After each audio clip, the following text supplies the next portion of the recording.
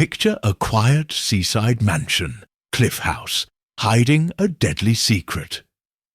Miss Jane Marple, a sharp-eyed old lady with a knack for spotting lies, gets a desperate letter from her friend Evelyn. Someone's plotting her murder. As whispers echo in, dark halls and poison taints the soup. Miss Marple unravels a web of greed spun by Evelyn's charming nephew, Lionel, and his nervous fiancée, Clara. With time running out, she sets a daring trap to expose the killers before it's too late. Will her clever mind save Evelyn, or will greed win?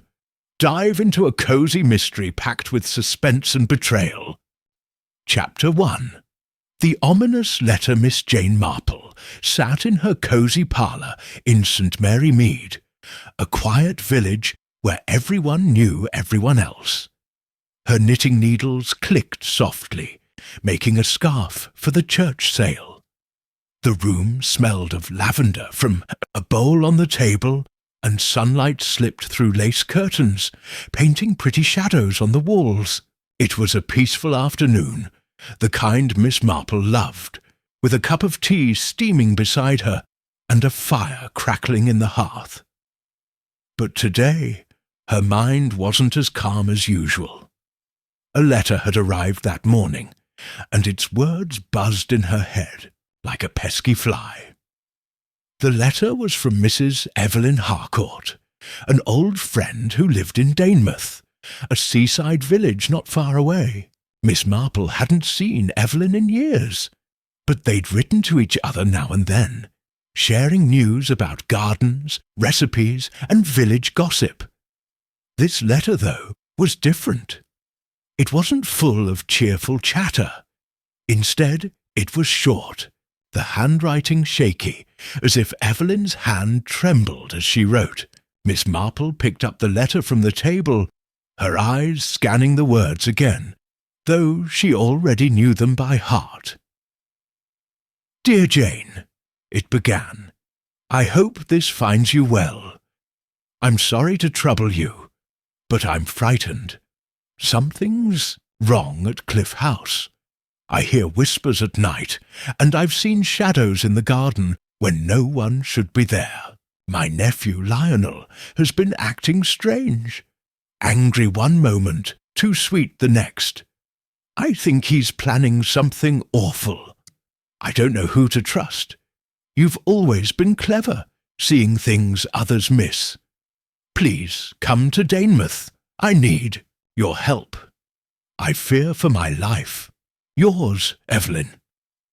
Miss Marple set the letter down, her lips pressed tight.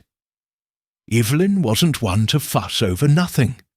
She was a sensible woman, widowed years ago, who ran her big house with a firm hand. If she was scared, there was a reason. And that bit about Lionel, her nephew, planning something awful? That sent a chill down Miss Marple's spine. She'd met Lionel once, years back, when he was a boy. He'd been charming, with a quick smile, but even then, she'd noticed a glint in his eyes, like he was always scheming. People didn't change much, she knew. They just got better at hiding who they were. She leaned back in her chair, her knitting forgotten. The fire popped, sending a spark up the chimney. Outside a bird sang, but Miss Marple barely heard it. Her mind was already turning, piecing together what she knew. Cliff House was a grand old place, perched on a cliff above the sea. Evelyn had inherited it from her husband, along with a tidy fortune. Lionel lived there now, along with a few others. Servants, maybe a guest or two. If Lionel was plotting something, it likely had to do with money. Money, Miss Marple knew, made people do terrible things. She'd seen it before. A greedy son, a jealous cousin, a friend who wasn't a friend at all. Greed turned hearts cold and hands cruel. She sipped her tea, now lukewarm, and thought about Evelyn's words. "I fear for my life." That wasn't just fear talking. Evelyn believed someone, Lionel perhaps, wanted her dead. Murder. The word hung in Miss Marple's mind, heavy and dark. She didn't shy away from it. She'd faced murder before, in her quiet way, unravelling mysteries that stumped even the police. Her neighbours thought her a sweet old lady, always knitting or tending her roses. But Miss Marple saw more than they knew. She noticed the little things. A glance that lingered too long. A word said too quickly. A smile that didn't reach the eyes. Those were the clues that told the truth, and she was very good at finding them. The clock on the mantel ticked toward 4 o'clock. If she was going to Danemouth, she'd need to catch the evening train. The idea of leaving her cosy home for a big, drafty mansion full of secrets didn't thrill her, but Evelyn needed her. Miss Marple didn't turn her back on friends, especially not when they were scared.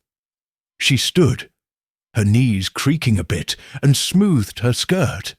First, she'd need to pack. Nothing fancy, just a few dresses, her warm shawl, and her knitting, of course. She never went anywhere without her needles.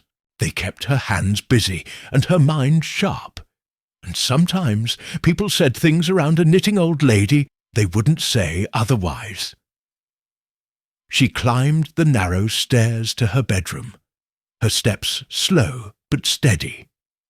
The house was small, just right for a spinster like her, with its polished wood floors and faded wallpaper. She pulled a suitcase from under the bed, dust puffing up as she opened it. As she folded a grey dress and a cardigan, her thoughts drifted back to Evelyn. What was happening at Cliff House? Whispers at night could be servants gossiping, or something darker. Shadows in the garden might be a trick of the light, or someone sneaking about. And Lionel, why was he acting strange? Miss Marple's fingers paused on a pair of stockings. Maybe he was in debt or angry about something Evelyn had done. Or maybe there was someone else in the house, egging him on. A fiancé, perhaps, or a shady friend. She'd find out soon enough. Downstairs again, she wrote a note for her neighbour, Mrs. Price, asking her to water the plants while she was gone. Then she checked the train schedule, tucked into a drawer with her address book. The 6 o'clock train would get her to Danemouth by 8. She'd need to send a telegram to Evelyn, letting her know she was coming. Her fingers moved quickly, jotting down a short message. "Arriving Danemouth 8 p.m. will help. Jane." She'd stop at the post office on her way to the station. As she packed her knitting bag, slipping in an extra ball of wool, she thought about what she might find at Cliff House. A big house like that always had secrets. Servants who heard too much, guests who stayed too long, family members who wanted more than their share. Evelyn had mentioned Lionel, but there could be others involved. A housekeeper with a grudge, maybe, or a solicitor who knew too much about Evelyn's money. Miss Marple's eyes narrowed. She'd watch everyone, listen to everything. People always gave themselves away, if you knew how to look. The afternoon slipped away, and soon the sun was low, turning the sky pink and gold. Miss Marple put on her coat, a sensible grey one with big buttons, and her hat pinned firmly to her white hair. She locked the front door, her suitcase in one hand, knitting bag in the other. The village was quiet as she walked to the post office, her shoes tapping on the cobblestones. A few neighbours waved, calling out greetings. "Off on a trip, Miss Marple?" old Mr. Jenkins asked, leaning on his gate. "Just visiting a friend," she replied, her smile polite but brief. She didn't mention Evelyn's letter or the trouble at Cliff House. Gossip spread fast in St. Mary Mead, and she didn't want anyone knowing her business. At the post office, she sent the telegram, the clerk's fingers flying over the keys. Then she headed to the station, a small building with a single platform. The air was cool now, smelling of damp grass and coal smoke. She bought her ticket and settled on a bench, her suitcase at her feet. The platform was empty except for two boys sweeping the steps, whistling a tune. Miss Marple's mind kept working, turning over Evelyn's letter like a puzzle. "I fear for my life." Those words weren't written lightly. Something was very wrong at Cliff House, and she'd need all her wits to sort it out. The train chugged in, right on time, its whistle shrill in the evening air. Miss Marple climbed aboard, choosing a seat by the window. The carriage was half empty, with a few tired-looking passengers. A farmer with a sack of potatoes, a young woman reading a novel. Miss Marple set her knitting bag on her lap and gazed out as the train pulled away. The village faded into the distance, replaced by fields and hedgerows, then the dark shapes of trees against the sky. The wheels clacked rhythmically, and she let her thoughts drift, but not too far. She needed to stay sharp. Danemouth was only an hour away, but it felt like another world. St. Mary Mead was all green lanes and cosy cottages, while Danemouth had the wild sea cliffs and big houses like Cliff House, where rich people lived. Miss Marple had been there once, years ago, for a holiday. She remembered the salty air, the cry of gulls, the way the waves crashed against the rocks. Cliff House had stood out even then, its tall windows glinting in the sun, its walls weathered by wind and spray. It was beautiful, but lonely too, the kind of place where secrets could hide. She wondered what Evelyn would be like now. Older, of course. They both were. Evelyn had always been lively, with a laugh that filled a room. But fear changed people. Miss Marple had seen it before. Eyes that darted, hands that shook, voices that dropped to a whisper. She hoped Evelyn was holding up, that she hadn't given in to panic. Fear could make you careless, and carelessness could get you hurt, or worse. The train slowed as it neared Danemouth, the lights of the town twinkling in the distance. Miss Marple tucked her, knitting away, and stood, steadying herself as the carriage swayed. The station was small, like St. Mary Mead's, but busier, with porters hauling luggage and a few late travellers hurrying about.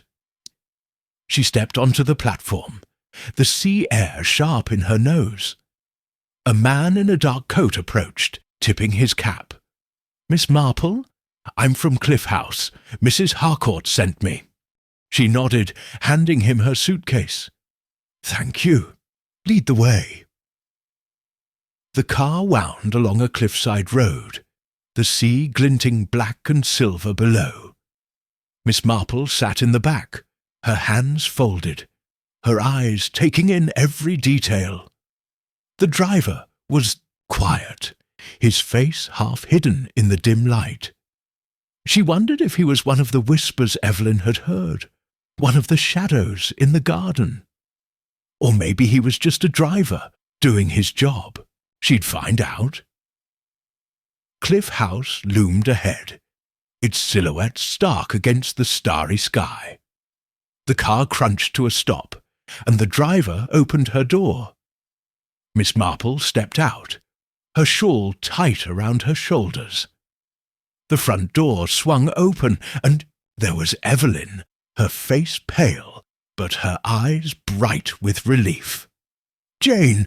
Oh, Jane, you came!" she said, pulling her into a hug. "Of course I did," Miss Marple said, patting her friend's back. Evelyn felt thin, fragile, like a bird. Fear had already taken its toll. "Come in, please," Evelyn said, leading her inside. The hall was grand, with a high ceiling and a chandelier that sparkled faintly. But it was cold, the air heavy with the smell of old wood and salt. Evelyn's voice dropped. "I'm so glad you're here. I don't know what's happening, but it's bad, I can feel it." Miss Marple squeezed her hand. "We'll sort it out, dear. Now tell me everything." She led her to a sitting room where a fire burned low. She introduced the household. Lionel, who flashed a charming smile that didn't quite reach his eyes. Clara, his fiancée, a pretty girl who barely spoke. Mr. Grayson, a nervous solicitor with ink-stained fingers. And Mrs. Potts, the housekeeper, whose face was as stern as a closed door. Miss Marple smiled at them all, her eyes sharp behind her glasses. She saw the tension in the room, the way Lionel's fingers tapped, the way Clara watched him, the way Mr. Grayson avoided Evelyn's gaze. Something was wrong here, very wrong. They sat for tea, but the talk was stiff, like everyone was hiding something. Lionel chatted about the weather. Clara nodded. Mr. Grayson mumbled about work. Mrs. Potts poured the tea, her hands steady, but her eyes cold. Evelyn tried to smile, but it wobbled. Miss Marple sipped her tea, saying little, watching everything. She'd only been here an hour, but she already knew. Evelyn was right to be scared. Cliff House was a nest of secrets, and someone in this room was dangerous. As the evening wore on, Evelyn showed her to a guest room, a big space with heavy curtains and a view of the sea. "You'll be safe here," Evelyn said, but her voice shook. Miss Marple patted her arm. "Don't worry, dear, I'm here now." Evelyn left, and Miss Marple unpacked her suitcase, her movements slow but deliberate. She hung her dresses, set her knitting bag on the table, and tucked the letter into her pocket. The room was quiet, but the house wasn't. Somewhere below, a floorboard creaked. Outside, the wind moaned, carrying the faint crash of waves. Miss Marple sat on the bed, her hands folded, her mind racing. She didn't know what was coming, but she was ready. She'd find the truth, no matter how well it was hidden. And she'd stop whatever evil was brewing in Cliff House, before it was too late. Chapter 2. Arrival at Cliff House. The train rattled through the darkening countryside, its wheels clacking like a heartbeat. Miss Jane Marple sat by the window, her knitting bag on her lap, her sharp eyes watching the world blur past. Fields gave way to hills, then to the jagged cliffs of the coast. The air grew sharp with salt as they neared Danemouth, and a chilly mist curled against the glass. She adjusted her shawl, her mind buzzing with Evelyn Harcourt's letter. "I fear for my life," Evelyn had written, and those words hung heavy, like a storm cloud. Miss Marple didn't know what she'd find at Cliff House, but she was ready to face it. The train slowed, its whistle piercing the evening quiet. Danemouth station was small but busy, with porters hauling bags and travellers hurrying through the mist. Miss Marple stepped onto the platform, her suitcase in one hand, knitting bag in the other. The sea air stung her nose, sharp and wild.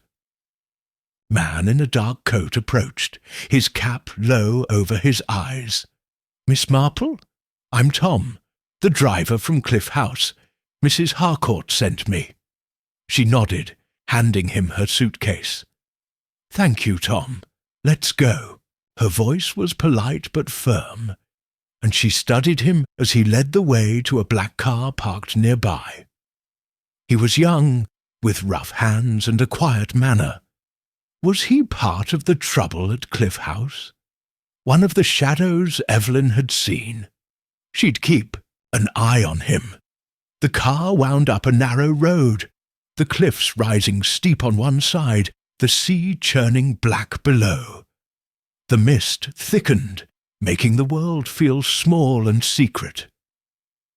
Miss Marple sat in the back, her hands folded, her thoughts racing. Evelyn's letter had painted a grim picture.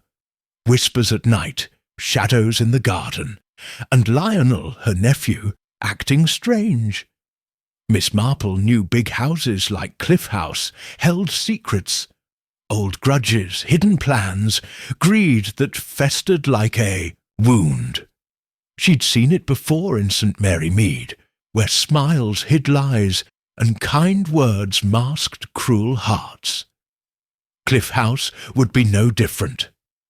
The car crested a hill, and there it was, Cliff House, a grand mansion perched on the cliff's edge. Its tall windows glowed faintly, like eyes watching the night. The walls were weathered grey stone, streaked with salt and time. It was beautiful, but lonely too, the kind of place where trouble could grow. The car crunched to a stop, and Tom opened her door. Miss Marple stepped out, her shawl tight against the wind. The sea roared below, a restless sound that set her nerves on edge. The front door swung open, and Evelyn Harcourt stood there, her face pale but her eyes bright with relief. "Jane! Oh, Jane, you're here!" she cried, rushing forward to hug her. Evelyn felt thin, her shoulders trembling under her shawl. Fear had worn her down, Miss Marple thought, but she was still fighting. "Of course I came," Miss Marple said, patting her friend's arm. "Now, let's get inside. It's chilly out here." Evelyn led her into a grand hall, its ceiling high and its chandelier glittering with dust. The air was cold, smelling of old wood and salt. A wide staircase, curved upward, its banister polished but worn. Evelyn's voice dropped to a whisper. "I'm so glad you're here, Jane. Things are wrong. I can't explain it, but I feel it." Miss Marple squeezed her hand. "We'll sort it out, dear. Tell me everything. But first, let's meet the others." She kept her tone calm, but her eyes were already scanning the hall, noting the heavy curtains, the faded portraits, the shadows in the corners. Big houses like this always had eyes and ears. Servants who listened, guests who watched. She'd need to be careful. Evelyn nodded and led her to a sitting room, where a fire burned low, casting flickering light on the walls. The room was grand, but tired, with heavy furniture and rugs worn thin. 4 people waited there, and Miss Marple felt the tension in the air, like a string pulled tight. Evelyn introduced them one by one. First was Lionel Harcourt, Evelyn's nephew, a handsome man in his 30s with dark hair and a charming smile. He stood by the fireplace, one hand in his pocket, looking at ease. But Miss Marple saw the way his eyes flicked to Evelyn, sharp and calculating. "Delighted to meet you, Miss Marple," he said, his voice smooth. "Aunt Evelyn's told me about your knack for puzzles." His smile didn't reach his eyes, and Miss Marple noted it. Charming men were often the most dangerous. Next was Clara Vance, Lionel's fiancée, a quiet young woman with pale skin and dark eyes. She sat on a sofa, her hands folded, her face calm but watchful. "Pleased to meet you," she murmured, barely looking up. Miss Marple saw the tension in her shoulders, the way her fingers twitched. Clara was nervous, hiding something. Was she part of Lionel's plans, or just caught in them? Then came Mr. Grayson, Evelyn's solicitor, a thin man with grey hair and ink-stained fingers. He fumbled with his glasses, his eyes darting around the room. "Welcome, Miss Marple," he stammered. "I handle Mrs. Harcourt's legal matters." He seemed anxious, like a man who knew too much and wished he didn't. Miss Marple wondered what secrets he carried. Last was Mrs. Potts, the housekeeper, a tall woman with a stern face and grey hair pulled tight in a bun. She stood by the door, her arms crossed, her eyes cold. "Good evening," she said, her voice flat. She didn't offer a smile, and Miss Marple didn't expect one. Housekeepers like Mrs. Potts saw everything, heard everything. She'd be one to watch. Evelyn gestured to a chair. "Please, Jane, sit. Would you like tea?" Her voice was shaky, and Miss Marple saw the worry in her eyes. She nodded, settling into a cushioned chair near the fire. Mrs. Potts poured tea from a silver pot, her movements precise but stiff. The others sat too, and the room grew quiet, the only sound the crackle of the fire and the distant roar of the sea. Miss Marple sipped her tea, her eyes moving from face to face. Lionel leaned back, one leg crossed, but his fingers tapped the armrest. Clara stared at her lap, her lips tight. Mr. Grayson clutched his teacup, his knuckles white. Mrs. Potts stood by the door, her face a mask. Evelyn tried to smile, but it wobbled. The room felt like a stage, everyone playing a part, hiding their true selves. Miss Marple knew this game well. She'd played it in St. Mary Mead, teasing out lies with a kind word and a sharp glance. She'd play it here too. Evelyn broke the silence. "Jane, tell us about St. Mary Mead. It's such a charming village." Her voice was too bright, like she was trying to keep things normal. Miss Marple saw Lionel's eyes narrow, just for a moment. He didn't like Evelyn steering the talk. "Oh, it's a quiet place," Miss Marple said, her tone light. "Just cottages and gardens, with the usual gossip. People are the same everywhere, though, aren't they? Always full of little secrets." She smiled, her eyes flicking to Lionel. His jaw tightened, but he laughed. "Secrets? Sounds like Danemouth," he said, his voice smooth again. "This old house creaks at night. Makes you think someone's sneaking about." He grinned, but Miss Marple saw Clara flinch. Was Lionel joking, or hinting at something? She filed it away.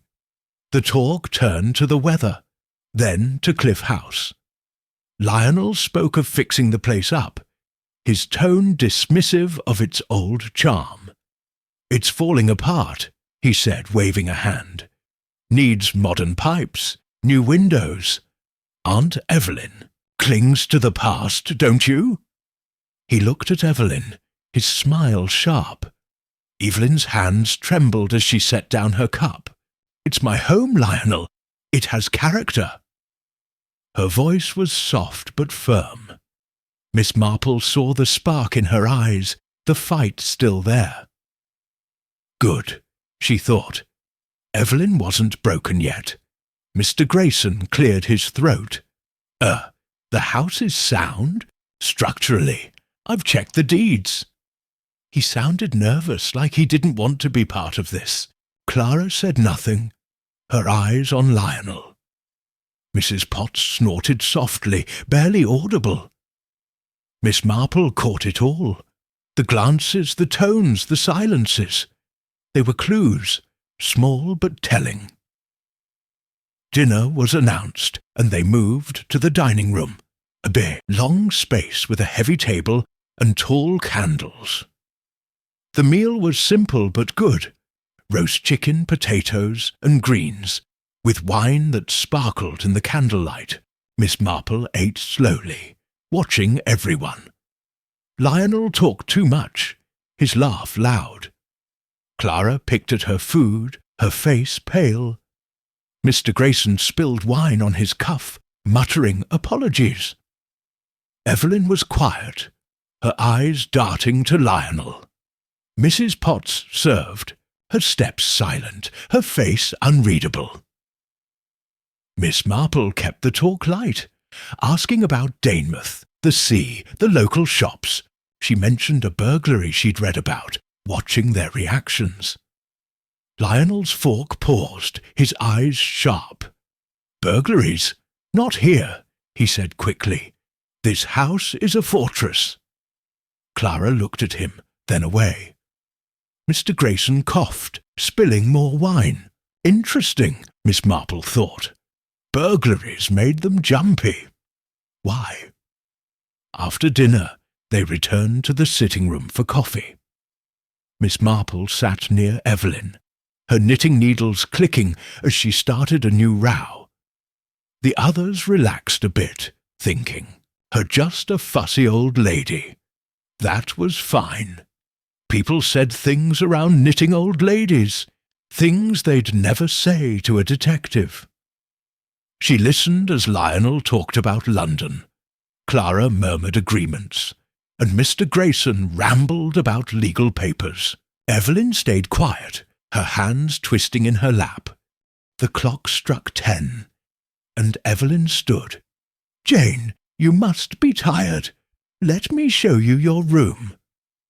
Her voice was soft, but Miss Marple saw the plea in her eyes. She nodded, tucking her knitting away. "Good night, everyone," she said, smiling, at the room. Lionel raised his glass. Clara gave a small nod.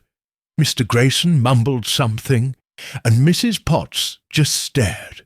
Miss Marple followed Evelyn upstairs, her steps slow but steady.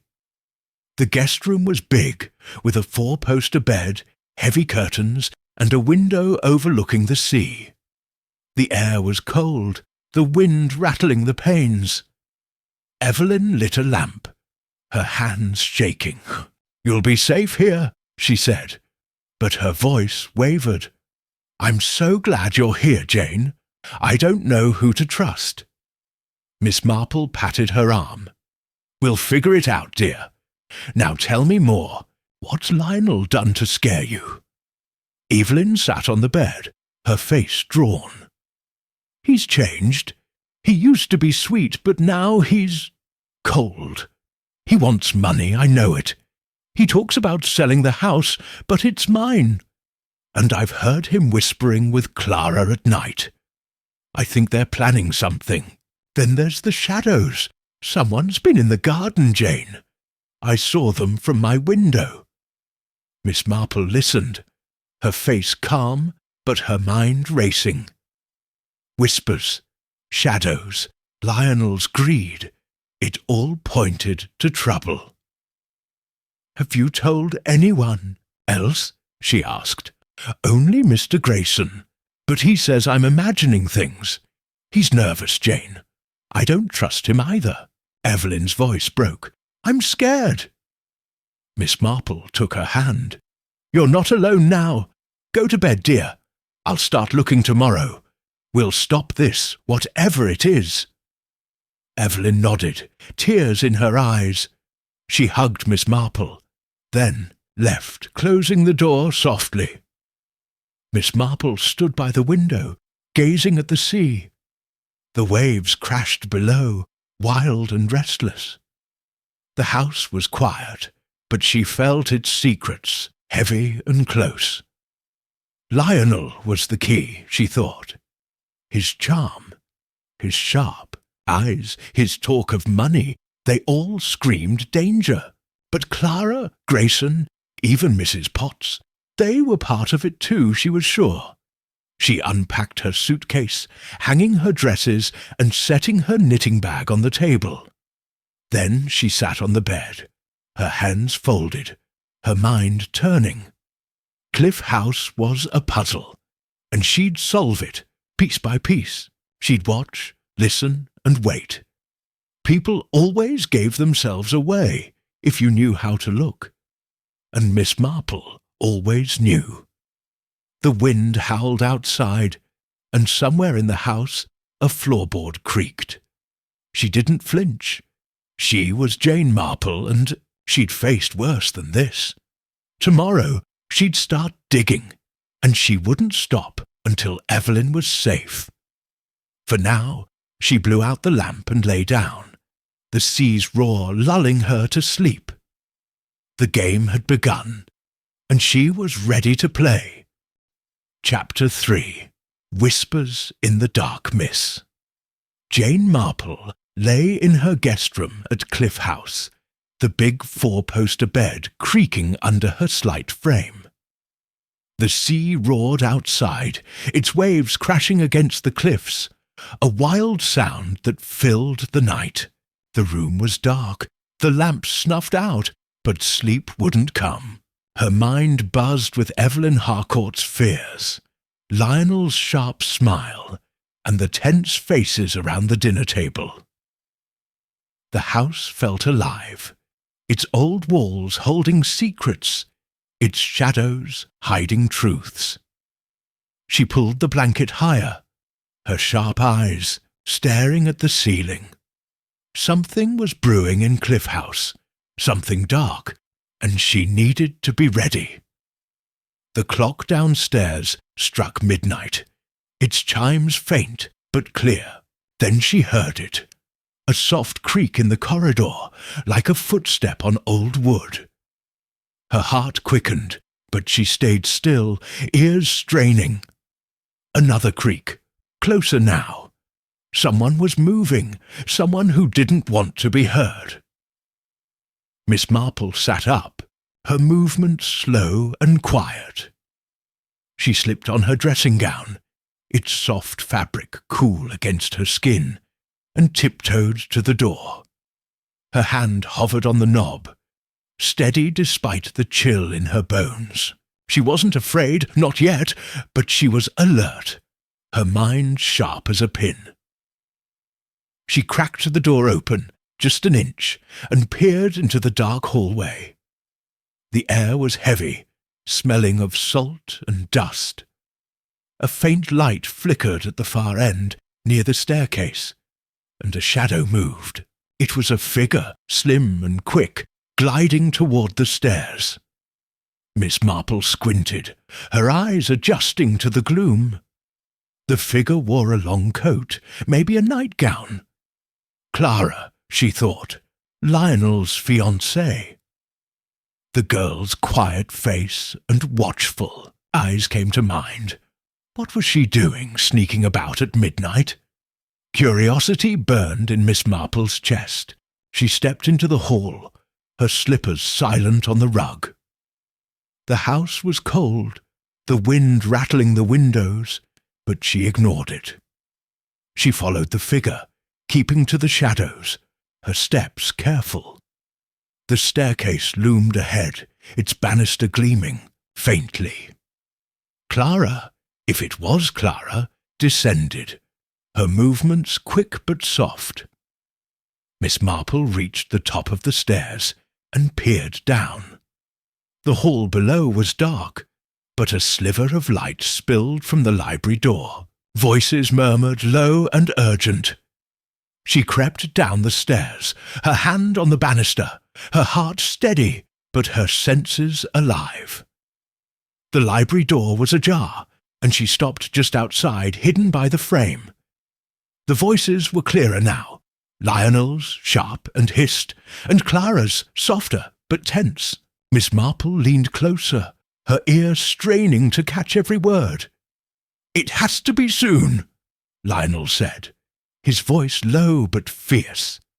"She's asking too many questions, poking her nose where it doesn't belong." Clara's reply was faint, almost a whisper. "But if we're caught, Lionel, I'm scared." "Don't be weak," he snapped. "We've planned this. No one will know. Just do your part." Miss Marple's breath caught. Her mind raced, piecing it together. Were they talking about Evelyn? The she who asked too many questions? Could it be her friend or someone else? And what were they planning? Her fingers tightened on the doorframe. Murder, she thought, the word cold and heavy. Evelyn's letter had hinted at it, and now these whispers confirmed it. Lionel and Clara were plotting something awful, and time was short. Clara said something else, too soft to hear, and Lionel's voice softened, coaxing. "Trust me, it'll be over soon, and we'll have everything." The words sent a shiver down Miss Marple's spine. Greed, she knew, was at the heart of this. Lionel wanted Evelyn's money, her house, her fortune. And Clara, quiet and nervous, was his partner, or his pawn. Footsteps approached the door, and Miss Marple slipped back, pressing herself against the wall. Her heart pounded, but her mind stayed clear. The door creaked open, and Clara stepped out, her face pale in the dim light. She didn't see Miss Marple, her eyes fixed on the floor as she hurried toward the stairs. Lionel followed, pausing to glance around. His face was hard, his eyes glinting like a cat's. Miss Marple held her breath, her body still. He didn't spot her, and soon he vanished up the stairs after Clara. She waited, counting to 10, then exhaled. Her hands shook, but she steadied them. This was no time to falter. She'd heard enough to know Evelyn was in danger, but not enough to act. She needed proof, something solid, something the police would believe. Whispers in the dark wouldn't do. She crept back to her room, her slippers silent, her mind turning over every word she'd heard. Lionel's voice, sharp and cruel. Clara's, scared but obedient. They were a team, but not an equal one. Lionel was the leader, she was sure. Back in her room, she locked the door and sat on the bed, her dressing gown pulled tight. The sea roared. Outside, its sound both wild and soothing.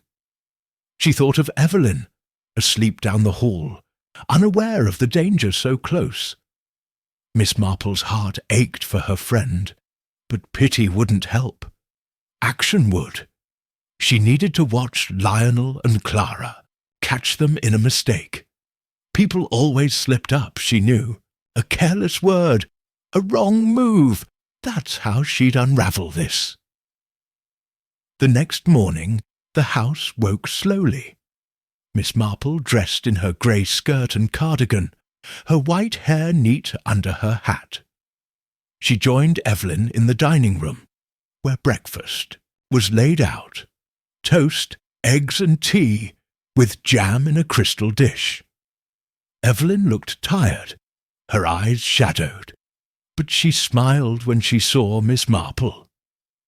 "Did you sleep well, Jane?" she asked, pouring tea. "Well enough," Miss Marple said, her tone light. She didn't mention the midnight whispers. Not yet. Evelyn was scared enough, and she didn't want to upset her without proof. She glanced around.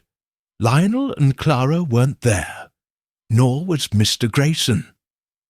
Mrs. Potts moved about, setting plates, with her usual stern face. "They're late risers," Evelyn said, noticing her look. Lionel likes to sleep in, and Clara keeps to herself. Mr. Grayson's probably in the study, fussing over papers." Miss Marple nodded, buttering her toast. "Big houses take some getting used to," she said. "All those creaks and noises at night." She watched Evelyn's face, testing her. Evelyn's hand shook, spilling a drop of tea. "Yes, it's noisy. I hear things sometimes, footsteps, voices." Her voice dropped. "Jane, I'm so glad you're here." Miss Marple patted her hand. "We'll sort it out, dear. Let's take a walk after breakfast. The garden will do us good." She wanted Evelyn out of the house, where they could talk freely. And she wanted to see the garden. Those shadows Evelyn had mentioned might leave traces. The morning was cool, the sky grey with clouds. The garden stretched behind Cliff House, a wild tangle of roses, ivy, and salt-stunted trees. The cliff's edge was close, marked by a low stone wall, the sea churning below. Miss Marple walked arm in arm with Evelyn, her eyes scanning the ground. The path was gravel, but patches of dirt showed footprints. Big ones, small ones too, many to tell apart. She noted a trampled rosebush near the wall, its petals scattered. Someone had been here, and not for a stroll. Evelyn talked as they walked, her voice low. "I'm thinking of changing my will, Jane. Lionel expects everything. Cliff, house, the money. But he's not the boy he was. He's greedy. I want to give it to charity, to help the village. He'll be furious." Miss Marple's heart sank. Changing a will was dangerous, especially now. If Lionel knew, it could push him to act faster. "Have you told him?" she asked, her voice calm. "Not yet," Evelyn said. "Only Mr. Grayson knows. I asked him to draw up the papers. But Lionel's been asking about money, pushing me to sell the house. I think he's in debt." Miss Marple nodded, her mind clicking like her knitting needles. Debt explained Lionel's urgency. His sharp words in the library. He needed money, and Evelyn's fortune was his prize. Changing the will would ruin his plans, and maybe her life. "Be careful, dear," she said. "Don't tell anyone else for now. We'll talk to Mr. Grayson together." Evelyn nodded, her face pale but determined. They walked on, the wind tugging at their shawls.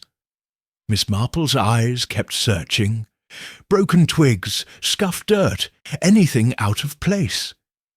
Near a shed, she saw a cigarette stub, its end crushed. She paused, pretending to adjust her shoe, and slipped it into her pocket. Lionel smoked, she'd noticed at dinner. Was this his? She'd find out. Back at the house, Lionel and Clara were at lunch, along with Mr. Grayson. The dining room was bright but tense, the air thick with unspoken words.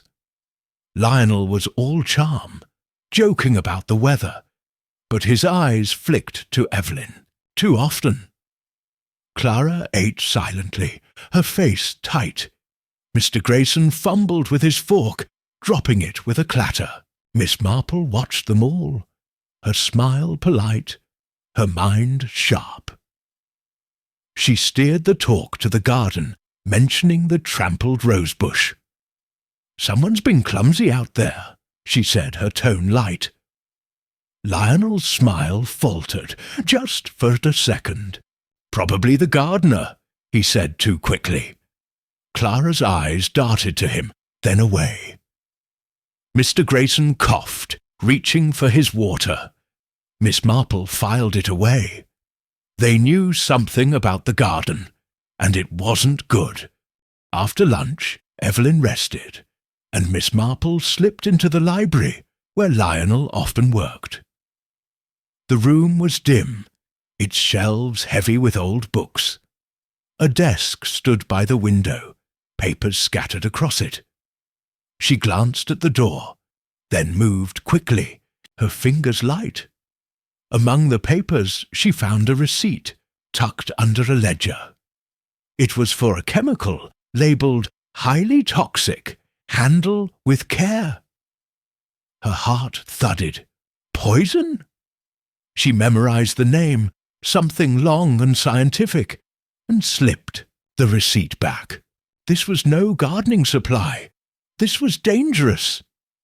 She left the library, her face calm, but her mind racing. Poison fit with Lionel's whispers, his urgency. Was he planning to use it on Evelyn? She needed to know more. Where he kept it, how he'd use it. And Clara, was she helping or just trapped? Miss Marple's hands shook, but she steadied them. Fear wouldn't help. Facts would. That evening, dinner was quiet, the mood heavy. Mrs. Potts served soup, its steam rising in the candlelight. Evelyn took a sip, then pushed her bowl away, her face twisting. "It's bitter," she said, her voice shaky. Miss Marple's senses snapped awake. Bitter? She took a small sip of her own soup, tasting a faint, sharp tang. Her heart raced. Poison? She couldn't be sure, but she wouldn't risk it.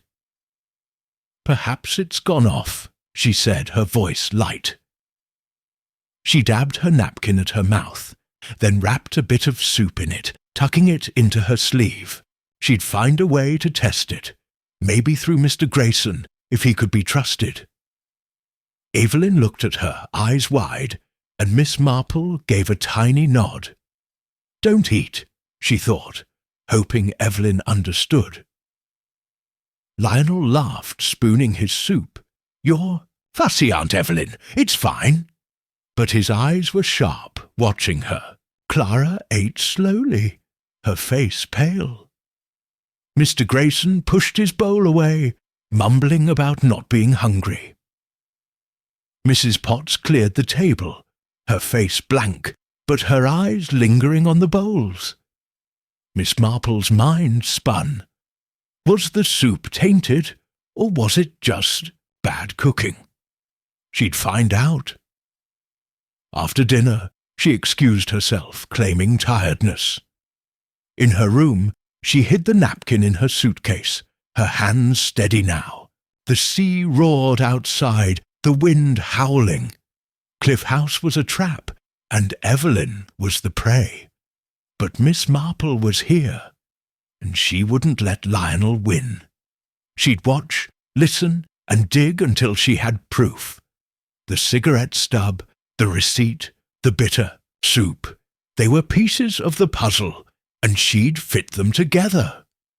She sat by the window, her knitting needles clicking, her eyes on the dark sea. Lionel and Clara thought they were clever, but they didn't know Jane Marple.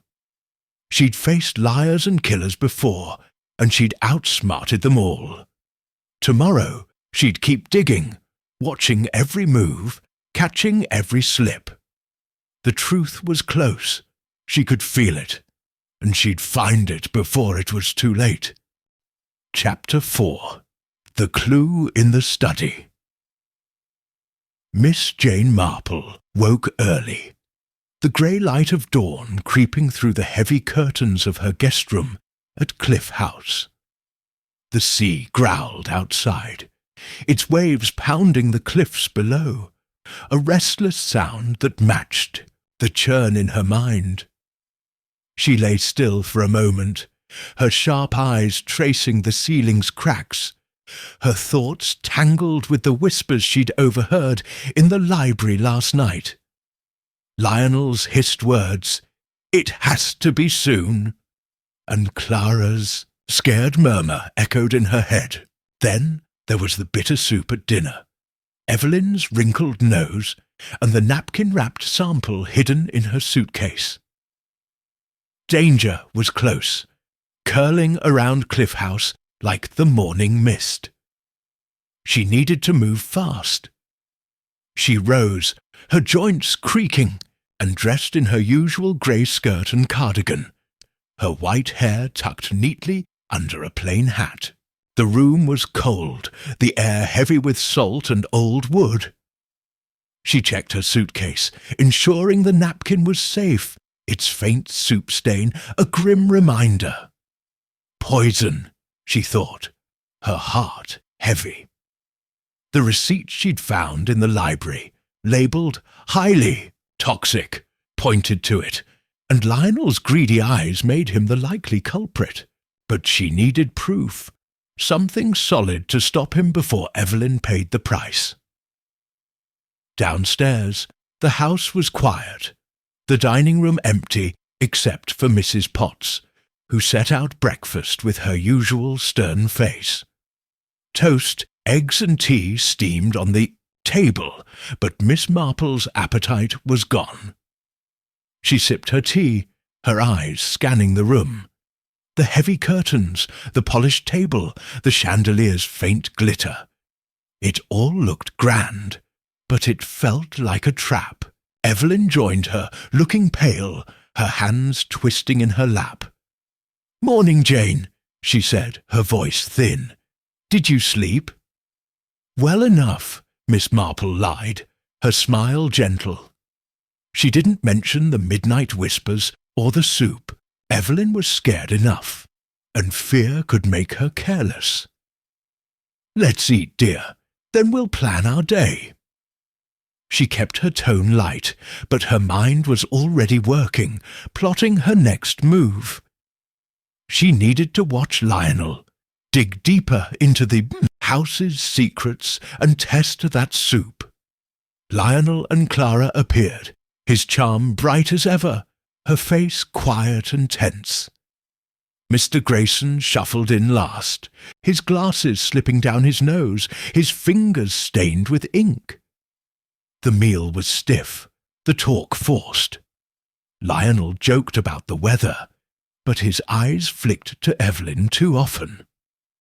Clara picked at her eggs, saying little. Mr. Grayson mumbled about legal papers, spilling tea on his cuff. Mrs. Potts served, her steps silent, her face a mask. Miss Marple watched them all, her smile polite, her senses sharp. Every glance, every pause was a clue, and she missed nothing. After breakfast, Evelyn went to write letters, and Miss Marple saw her chance. Lionel had mentioned working in the study, and she needed another look at that desk. She slipped down the hall, her slippers soft on the rug, her heart steady, but her nerves alive. The study door was ajar, the room empty. Sunlight filtered through, tall windows lighting up dust motes and shelves of old books. The desk was messy, papers scattered, a pen lying crooked. She glanced at the door, then moved quickly, her fingers light. She sifted through the papers, her eyes scanning for anything new. Bills, letters, a map of the estate. Nothing stood out until she found the receipt again, tucked under a ledger. A highly toxic, it read, with a name she couldn't pronounce. Her pulse quickened. She'd memorized it yesterday, but seeing it again made it real. This was no mistake. Lionel had bought poison, and the bitter soup last night screamed danger. She slipped the receipt back, her hands steady despite the chill in her chest. Then she noticed a small notebook, half hidden under a book. She opened it, her fingers careful. Inside were numbers, dates, amounts, names. A debt ledger, she thought. Lionel's handwriting was sharp, the sums large. He owed money, a lot of it. Greed and debt, a deadly mix. Footsteps echoed in the hall, and she froze. Her heart thudded, but her mind stayed clear. She closed the notebook, slid it back, and stepped to a bookshelf, pretending to browse. The door creaked open, and Lionel stepped in, his smile tight.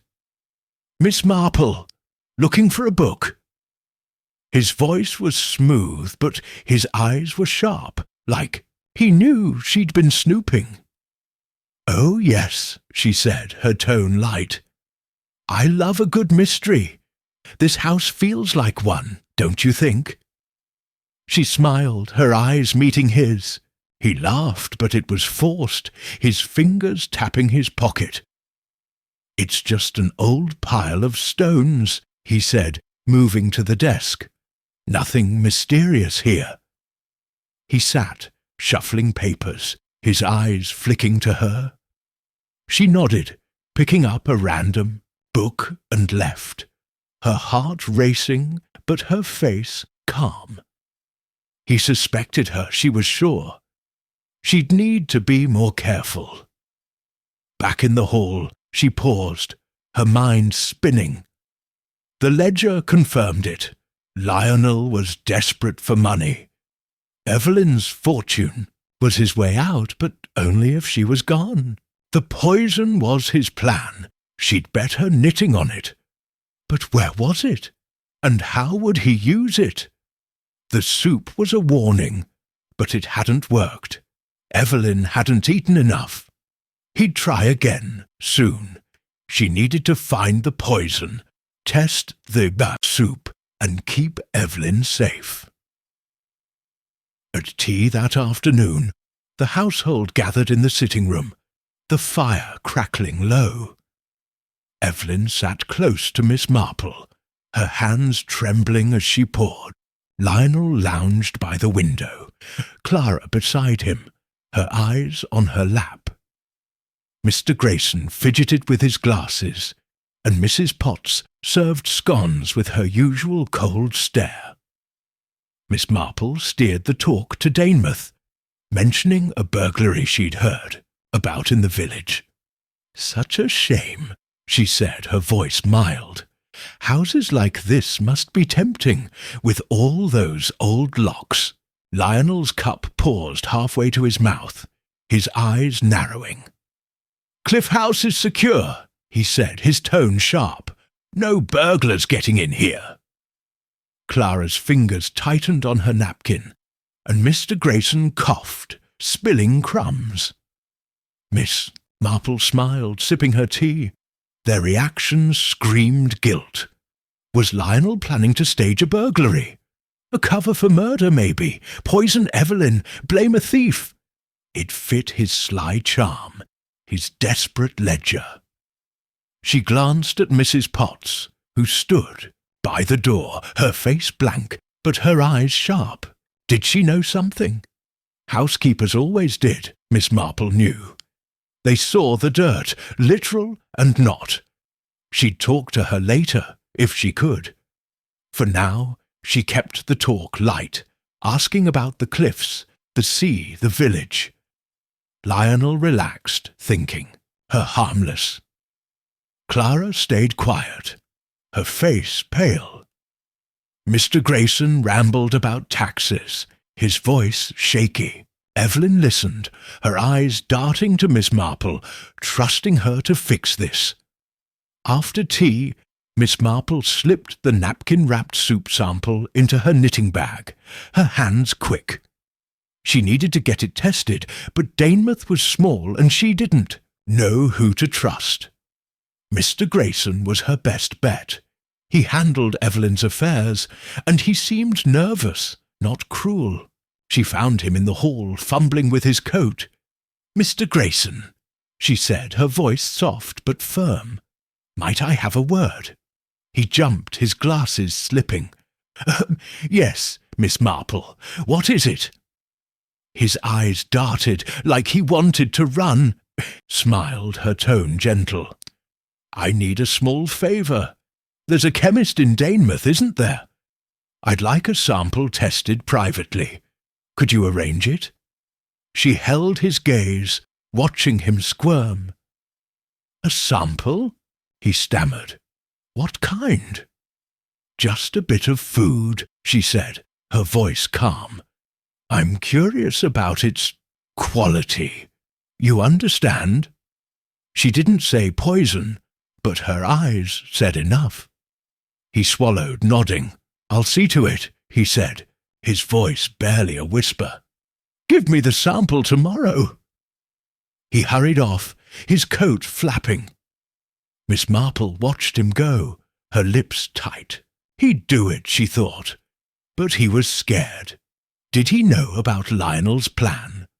Or was he just a nervous man, caught in a web he didn't understand? That evening, dinner was tense, the air thick with unspoken words. Mrs. Potts served fish, its sauce heavy with herbs. Evelyn ate little, her eyes on her plate. Miss Marple tasted everything, her senses alert for that bitter tang. Nothing stood out, but she stayed cautious, wrapping a bit of sauce in her napkin, just in case. Lionel talked too much, his laugh loud, his eyes sharp. Clara picked at her food, her face tight. Mr. Grayson spilled wine, muttering apologies. The meal dragged, every bite a risk. After dinner, Miss Marple sat in the sitting room, her knitting, needles clicking. Lionel paced, Clara read a book, her eyes barely moving. Evelyn knitted too, her stitches shaky. Mr. Grayson excused himself, claiming work. Mrs. Potts cleared the coffee cups, her steps silent. Miss Marple watched them all, her mind turning. The receipt, the ledger, the soup, the whispers, they were pieces of a puzzle, and she was close to seeing the picture. Lionel was the key, his greed the motive. Clara was his shadow, scared but loyal. Grayson was a weak link, Potts a mystery. She'd keep digging, keep watching. She excused herself early, claiming a headache. In her room, she hid the new napkin with the sauce in her suitcase, next to the soup sample. The sea roared outside, the wind rattling the windows. She sat by the lamp, her knitting in her lap, but her hands were still, her mind racing. Cliff House was a nest of lies, and Evelyn was the target. The poison was out there, hidden, but close. She'd find it, test the samples, and trap Lionel before he struck. She'd done it before, in St. Mary Mead, unravelling secrets with a smile and a sharp eye. She'd do it here, too. The clock struck 11, and the house grew quiet. But Miss Marple didn't sleep. She listened to the creaks, the wind, the sea. Somewhere in Cliff House, Lionel was plotting, Clara was trembling, and the poison was waiting. She'd be ready. Tomorrow she'd push harder, watch closer, and find the truth. Evelyn's life depended on it, and Jane Marple never let a friend down. She blew out the lamp, the darkness wrapping her, but her eyes stayed open, sharp and unyielding. The game was on, and she'd win. Chapter 5. A Dangerous Discovery. Miss Jane Marple woke to the restless growl of the sea, its waves battering the cliffs below Cliff House. The guest room was dim, the dawn light struggling through heavy curtains, casting long shadows across the floor. She lay still, her sharp eyes tracing the ceiling, her mind churning with the clues she'd gathered. The whispers in the library, Lionel's hissed, "It has to be soon!" The toxic receipt in the study, the bitter soup, and the debt. Ledger all pointed to murder. Evelyn Harcourt was in danger, and time was slipping away. Miss Marple's heart was heavy, but her resolve was iron. She'd find the proof to stop Lionel before he struck. She rose, her joints stiff in the cold, and dressed in her grey skirt and cardigan, her white hair neat under a simple hat. The room smelled of salt and old wood, the air thick with the house's secrets. She checked her suitcase, where 2 napkins, one with soup, one with sauce, lay hidden, their faint stains a grim warning.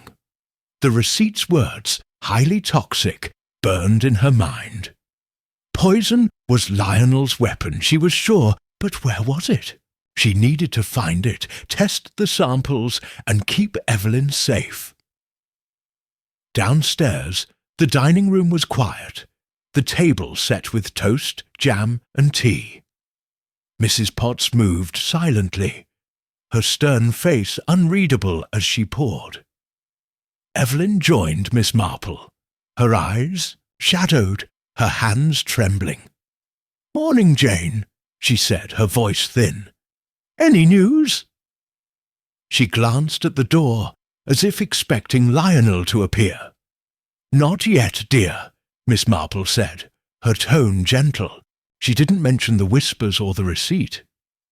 Evelyn was scared enough, and loose talk could ruin everything. "Let's have breakfast, then a walk. Fresh air will help." She wanted Evelyn out of the house, safe for a few hours while she searched for answers. Lionel and Clara arrived, his smile bright, but his eyes sharp. Clara was pale, her hands folded tightly. Mr. Grayson shuffled in, his glasses crooked, his fingers fidgeting. The meal was tense, the air thick with unspoken words. Lionel chatted about the sea, but his laugh was too loud. Clara barely spoke, her eyes on her plate. Mr. Grayson dropped his spoon, muttering apologies. Miss Marple watched them all, her smile polite, her mind clicking like her knitting needles. Every twitch, every glance was a clue, and she stored them away. After breakfast, Miss Marple suggested Evelyn visit a friend in Danemouth. "A change of scene will do you good," she said, her voice firm. Evelyn hesitated, then nodded, trusting her. Miss Marple saw her off in the car, driven by Tom, the quiet driver. With Evelyn gone, the house felt emptier but no less dangerous. She needed to act now, while Lionel was in the study and Clara was upstairs. She slipped outside, the morning grey and windy, the sea's roar filling her ears. The garden stretched wild behind the house, its roses and ivy tangled, the cliffs edge marked by a low wall. She headed for the gardener's shed, a small wooden structure half hidden by bushes. Evelyn had mentioned shadows in the garden, and the trampled rosebush and cigarette stub she'd found hinted at secrets here. The shed's door was locked, a rusty padlock glinting in the dim light. Miss Marple's lips pursed. Locks didn't stop her. She'd learned a trick or two from her mischievous nephew. From her pocket she pulled a hairpin, its metal cool against her fingers. She bent it, her hand steady, and worked it into the lock, twisting gently. Her heart thudded, but her focus was sharp. The lock clicked, and the door creaked open. She glanced around. No one was near, and stepped inside. The shed smelled of earth and oil, its shelves cluttered with tools, bags of soil, and jars of seeds. A small cabinet stood in the corner, its door locked too. Her pulse quickened. If Lionel was hiding poison, this was the place. She used the hairpin again, her fingers nimble despite her age.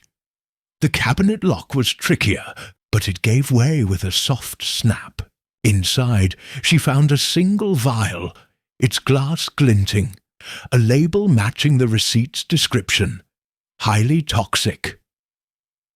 Her breath caught. This was it, the weapon Lionel planned to use. The vial was small, half full of clear liquid, its cap tight.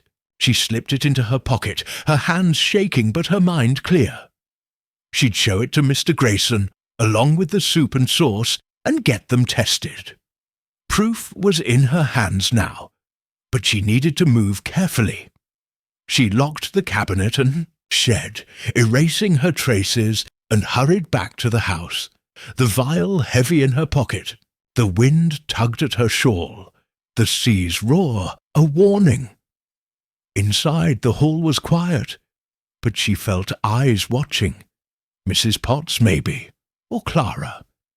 She climbed the stairs, her steps slow to avoid suspicion, and hid the vial in her suitcase, wrapped in a handkerchief.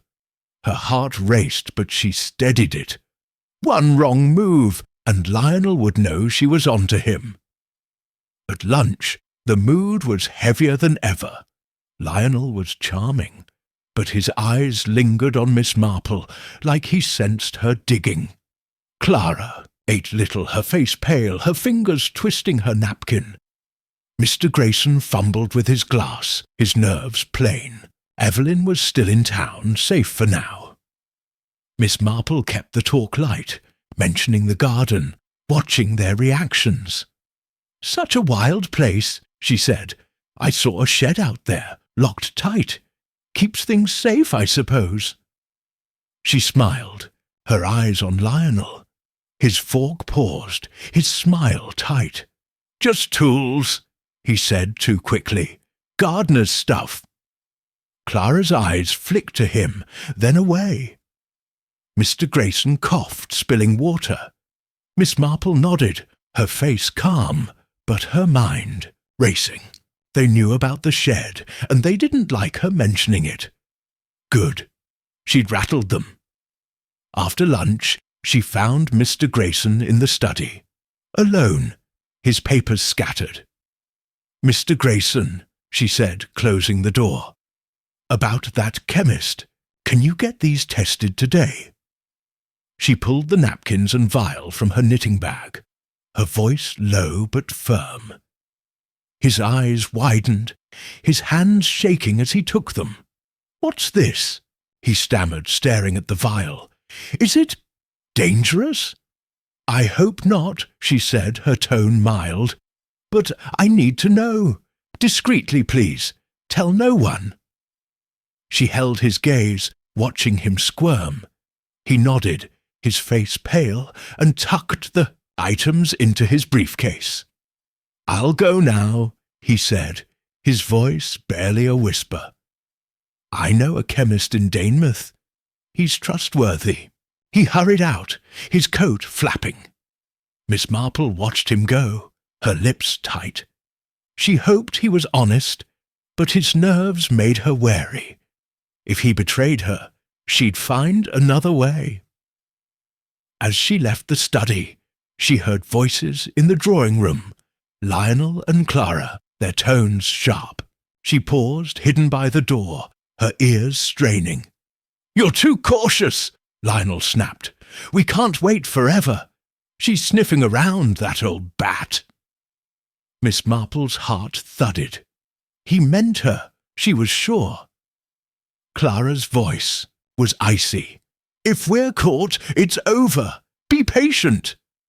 "Patient?" Lionel hissed. "We're running out of time. The will's changing," I heard Grayson muttering. "We need to act." The words hit Miss Marple like a slap. Evelyn's plan to change her will was pushing Lionel to move faster. She needed to protect her friend. Now, more than ever, she slipped away before they saw her, her mind spinning. Lionel knew about the will. Grayson must have let it slip, or he'd overheard. The poison was ready, the plan set. She had the vial, but was there more? And Clara?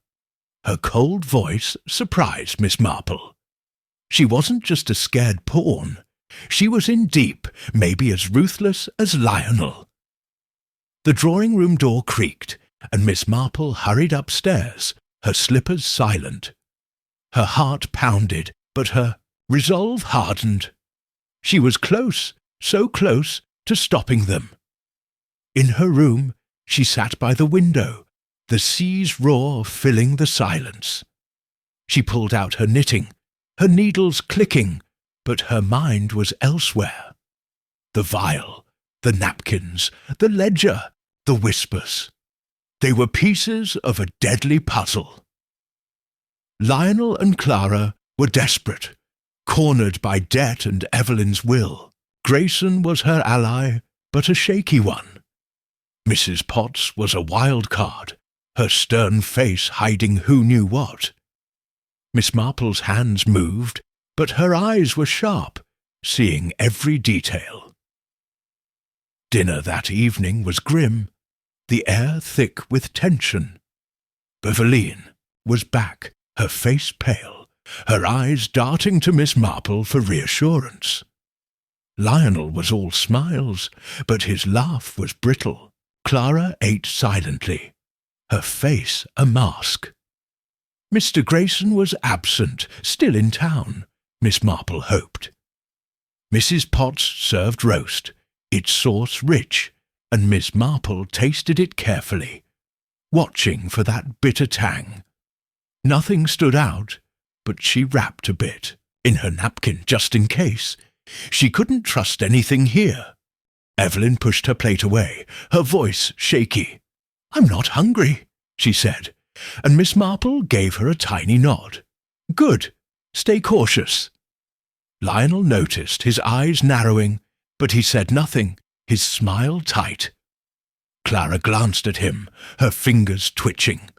The meal dragged, every moment a test.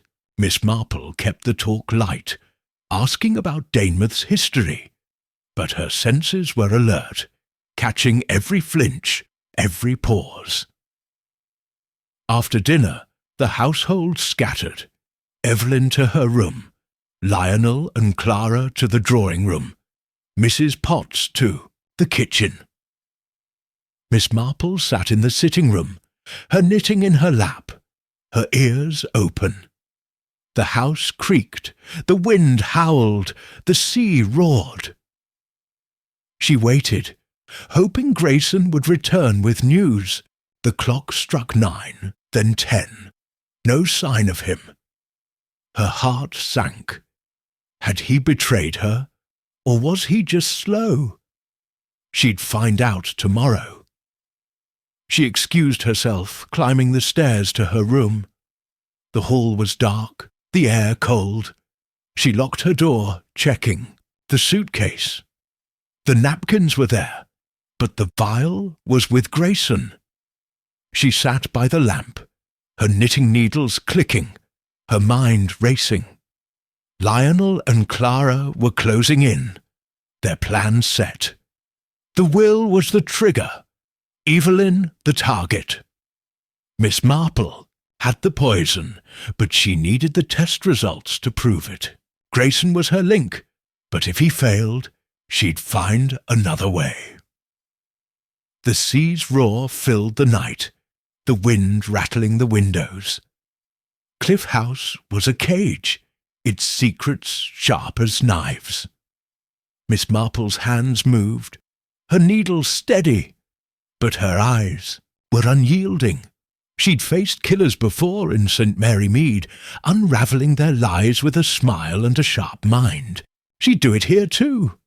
Tomorrow she'd push harder, watch closer, and trap Lionel and Clara before they struck. Evelyn's life hung in the balance, and Jane Marple wouldn't fail. She blew out the lamp, the darkness wrapping her, but her resolve burned bright. The truth was near, and she'd seize it. Chapter 6. The trap is set miss. Jane Marple woke to the restless churn of the sea, its waves slamming the cliffs below Cliff House. The guest room was grey with early light, the heavy curtains barely holding back the dawn. She lay still, her sharp eyes fixed on the ceiling, her mind racing with the clues she'd gathered. The vial of poison from the shed, the napkins with soup and sauce, Lionel's hissed whispers in the library, and the debt ledger all pointed to a deadly plan. Evelyn Harcourt's life hung by a thread, and Miss Marple's heart was heavy, but her will was steel. She'd found the poison, but she needed proof, solid, undeniable proof, to stop Lionel and Clara before they struck. She rose, her joints stiff in the chilly air, and dressed in her grey skirt and cardigan, her white hair neat under a plain hat. The room smelled of salt and old wood, the house's secrets thick around her. She checked her suitcase, where the napkins lay hidden, their faint stains a grim reminder. The vial was with Mr. Grayson, sent to a chemist in Danemouth for testing, along with the soup and sauce. She'd pushed him to act fast, but his nervous eyes made her wary. If he failed her, she'd find another way. Today, she'd tighten the net around Lionel, push him to slip, and keep Evelyn safe. Downstairs, the dining room was quiet, the table set with toast, eggs, and tea. Mrs. Potts moved silently, her stern face unreadable as she poured. Evelyn joined Miss Marple, her eyes shadowed, her hands trembling. "Morning, Jane," she said, her voice thin. "Any news?" She glanced at the door, fear plain in her face. "Not yet, dear," Miss Marple said, her tone gentle. She didn't mention the vial or the whispers. Evelyn was scared enough, and one wrong word could tip Lionel off. "Let's eat, then plan our day. A quiet one, I think." She smiled, but her mind was already spinning, plotting her next move. She needed to rattle Lionel, make him nervous, and watch for mistakes. People under pressure always showed their true colours. Lionel and Clara arrived, his charm bright but brittle, her face pale and tense. Mr. Grayson shuffled in, his glasses crooked, his fingers twitching. He caught Miss Marple's eye, giving a tiny nod. Her heart lifted. He'd been to the chemist. She'd talk to him later, alone. The meal was stiff, the air heavy with unspoken words. Lionel joked about the cliffs, but his eyes flicked to Evelyn too often. Clara picked at her food, her hands tight. Mr. Grayson spilled tea, muttering apologies. Miss Marple watched them all, her smile polite, her senses sharp. Every flinch, every pause was a clue, and she missed nothing. After breakfast, Miss Marple pulled Evelyn aside in the hall. "Dear, how about a small dinner party tonight?" she said, her voice low. "Just us, Lionel, Clara, Mr. Grayson, Mrs. Potts, and a guest, someone from town. It'll lift your spirits." Her eyes gleamed with purpose. A party would put Lionel and Clara on edge, force them to act normal under pressure. She'd watch their every move, catch their slips. Evelyn hesitated, her face pale.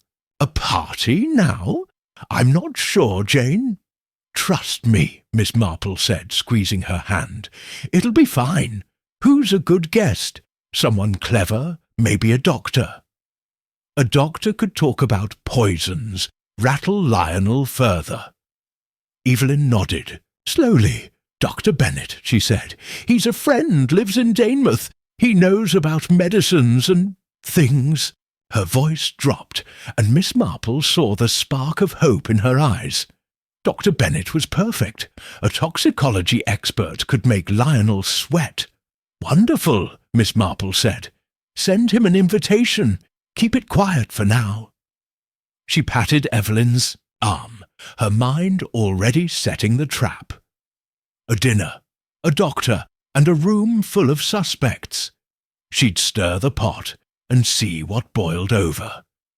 She found Mr. Grayson in the study, his papers scattered, his face pale. "Miss Marple," he whispered, closing the door. "The chemist's working on it. He'll have results by evening. The soup, he said it looked odd." His hands shook and Miss Marple's heart quickened. Odd meant poison, she was sure. There came. "You," she said, her voice calm, "bring the results to me privately, and say nothing." She held his gaze, watching him nod, his eyes darting. He was scared, but he'd do it. She hoped. "One more thing," she added. "Join us for dinner tonight. We're having a guest, Dr. Bennet." Grayson's eyes widened, but he nodded again, hurrying off. Miss Marple's lips pursed. He was her weak link, but she'd use him. The day passed slowly, the house tense and quiet. Evelyn sent the invitation to Dr. Bennet, who accepted, promising to arrive by 7. Lionel and Clara stayed close, their voices low in the drawing-room. Miss Marple kept busy, helping Evelyn plan the menu, her eyes and ears open. She caught snippets of talk, Lionel's sharp tone, Clara's soft replies. They were nervous, she could tell. Good. Nervous people made mistakes. At tea she steered the talk to Danemouth, mentioning Dr. Bennet. "Such a clever man, I hear," she said, her tone light. "Knows all about medicines and poisons." She smiled, watching Lionel's cup pause, his eyes narrowing. Clara's napkin slipped from her fingers, and Mr. Grayson coughed, spilling crumbs. Mrs. Potts, pouring tea, froze for a split second. Miss Marple's heart raced, but her face stayed calm. They were rattled, all of them. "The trap was working. Dinner will be fun," Lionel said, his voice too bright. "A doctor's stories should liven things up." His smile was tight, his fingers tapping. Clara nodded, her face pale. Miss Marple sipped her tea, her mind clicking. They knew Dr. Bennet's expertise, and it scared them. Perfect. She slipped upstairs to her room, checking the suitcase. The napkins were safe, but she wished she had the vial. Grayson better not fail her. She sat by the window, the sea's roar filling the silence, and pulled out her knitting. The needles clicked, steadying her thoughts. Lionel was cornered. Debt, the will, her snooping. He'd act soon, unless she stopped him.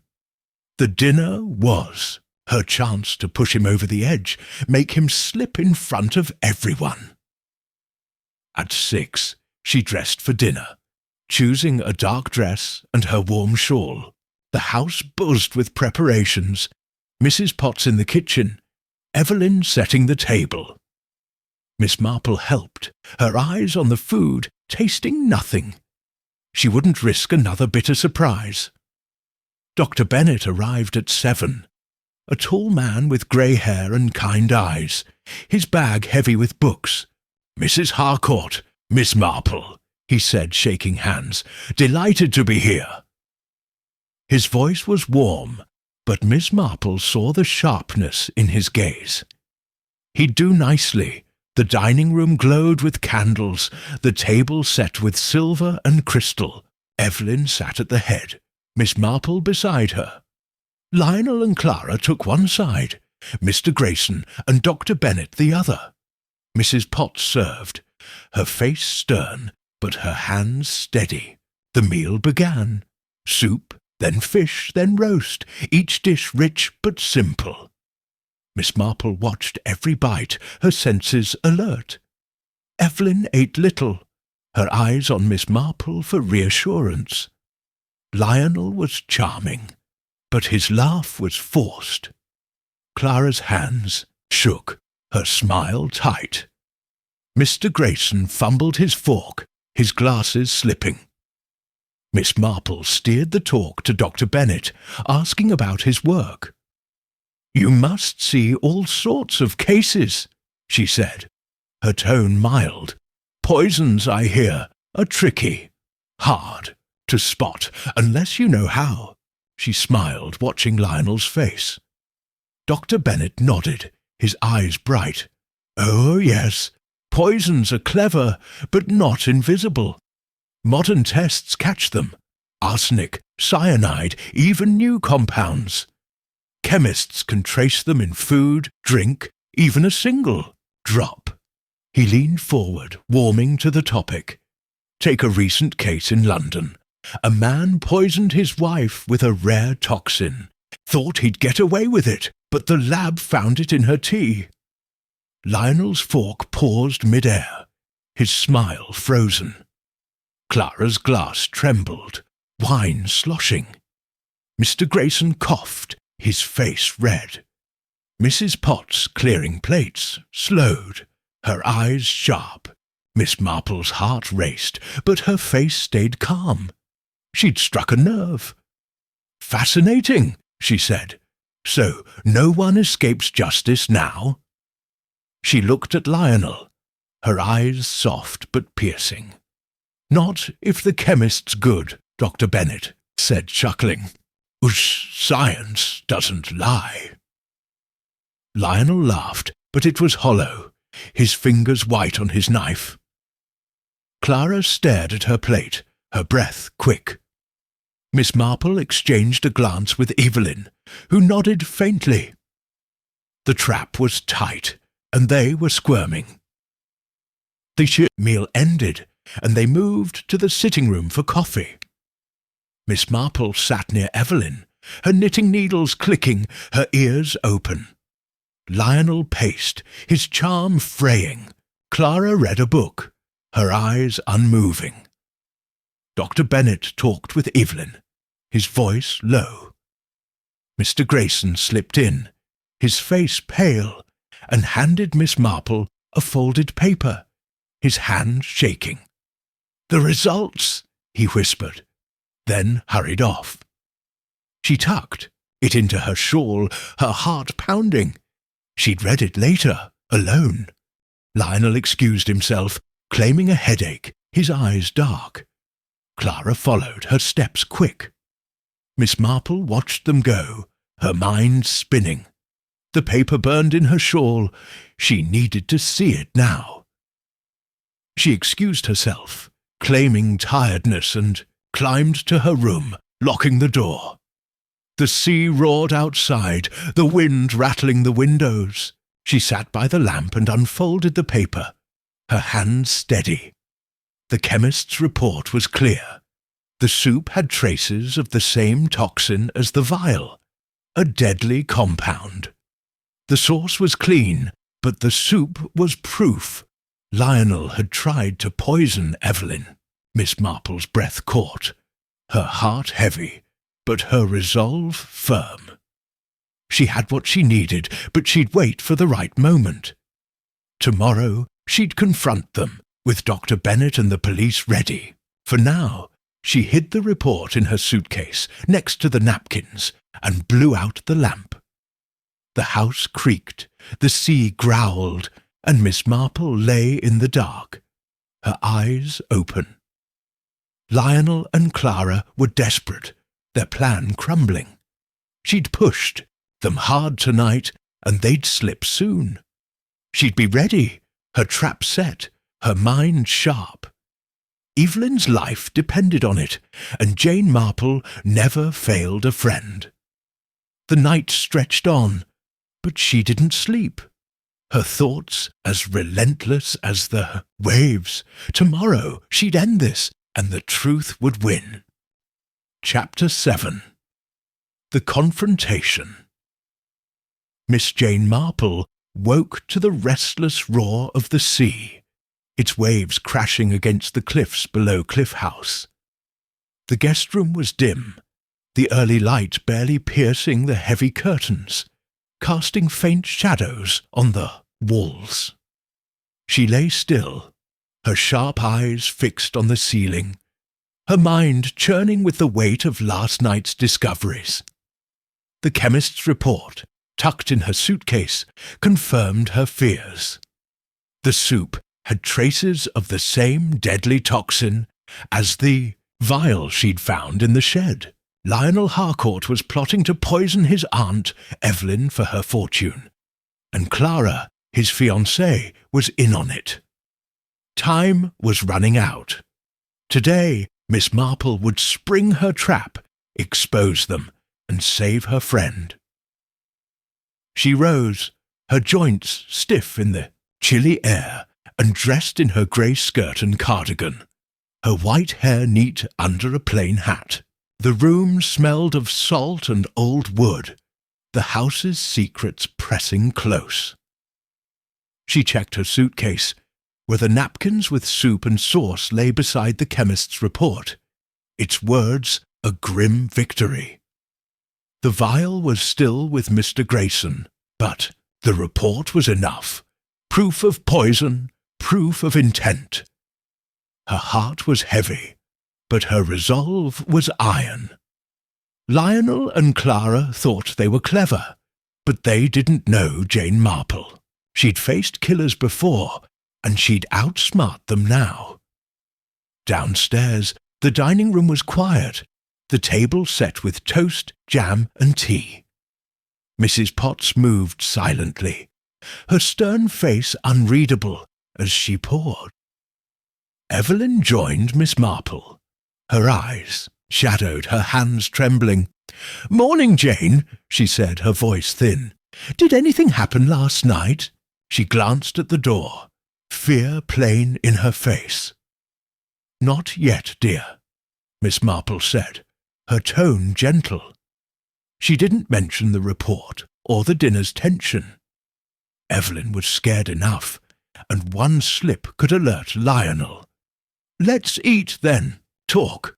We'll sort this out."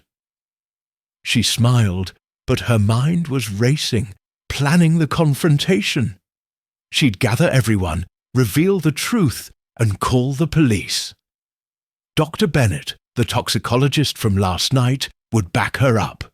The net was tight, and Lionel was caught. Lionel and Clara arrived, his charm frayed, his eyes sharp. Clara was pale, her hands folded tightly. Mr. Grayson shuffled in, his glasses crooked, his fingers twitching. He avoided Miss Marple's gaze, his nerves screaming guilt. She'd deal with him later.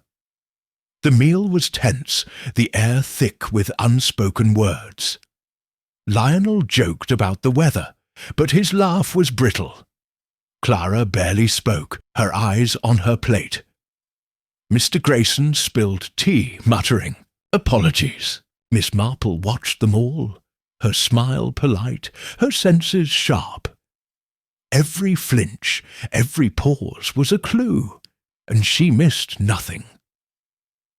After breakfast, Miss Marple pulled Evelyn aside in the hall. "Dear, I need you to stay strong today," she said, her voice low. "We're ending this. I have proof. Lionel's been poisoning your food. I'll confront him, but you must stay calm." Evelyn's eyes widened, her breath catching, but she nodded, trusting her friend. Miss Marple squeezed her hand. "Invite everyone to the drawing room at 10. Say it's about the estate. I'll handle the rest." Evelyn nodded, her face pale, but determined. "I'll do it, Jane. Thank you." She hurried off to arrange it, and Miss Marple slipped upstairs to prepare. She retrieved the chemist's report, folding it into her knitting bag, and checked her notes. Every whisper, every clue etched in her mind. The vial, the ledger, the trampled rosebush, the cigarette stub. They all pointed to Lionel's greed and Clara's complicity. She'd lay it out piece by piece and watch them crumble.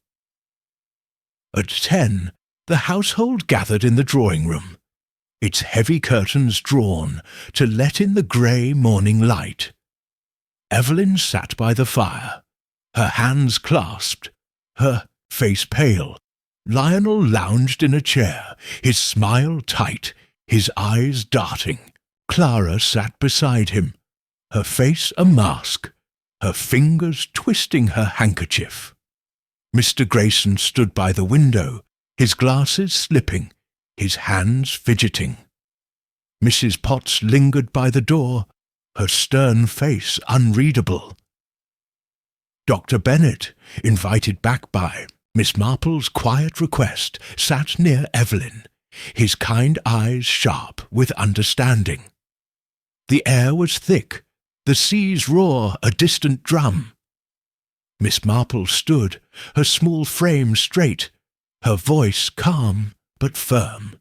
"Thank you for coming," she said, her eyes sweeping the room. "We're here to settle a matter, a serious one. Evelyn's been in danger, and I know why." She paused, watching Lionel's smile falter, Clara's hands freeze, Grayson's face redden. Mrs. Potts's eyes narrowed, but she stayed silent. Evelyn's voice trembled. "Danger? Jane, what do you mean?" She played her part, giving Miss Marple the stage. Miss Marple pulled the chemist's report from her bag, holding it like a sword. "This is proof," she said, her voice clear. "The soup from 2 nights ago was poisoned. Traces of a deadly toxin, the same as this." She reached into her bag, producing the vial, its label glinting. Grayson had returned it that morning, slipped to her in the hall. Lionel's face paled, his fingers gripping the chair. Clara's breath hitched, her eyes wide. "Poison?" Evelyn gasped, her hand at her throat. "In my soup!" Her fear was real, but Miss Marple saw the strength beneath it. "Yes," Miss Marple said, her eyes on Lionel. "I found this vial in the gardener's shed locked away. It matches a receipt I saw in the study. Bought by you, Lionel." She held his gaze, watching his charm crack. "You planned to kill your aunt, didn't you? For her fortune, before she could change her will." Lionel laughed, but it was nervous, his eyes darting. "This is nonsense. An old lady's imagination running wild.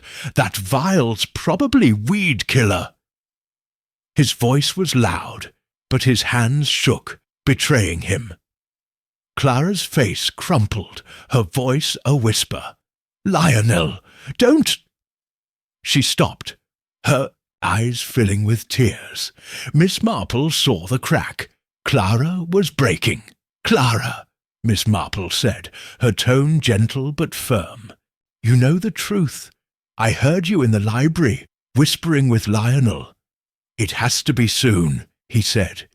"You were scared, but you helped him. Tell us now, and it'll be easier." She held Clara's gaze, seeing the fear, the guilt. Lionel spun on Clara, his voice sharp. "Shut up! She's lying!" But Clara shook her head, tears spilling. "I didn't want to," Clara sobbed, her voice breaking. "Lionel made me. He said we'd lose everything, his debts, the house. He put it in the soup just a little to test it. I was supposed to watch, make sure she ate. But I couldn't. I'm sorry." Her words tumbled out, a flood of guilt, and the room froze. Evelyn's hand flew to her mouth, her eyes wide. "Lionel, you tried to kill me?" Her voice was a mix of shock and pain, her trust shattered. Lionel stood, his face red, his charm gone. "She's lying. You're all mad." He lunged for the door, but Dr. Bennet was faster, stepping in his path. his tall frame steady. "Stay put," Dr. Bennet said, his voice calm but firm. "The police are on their way.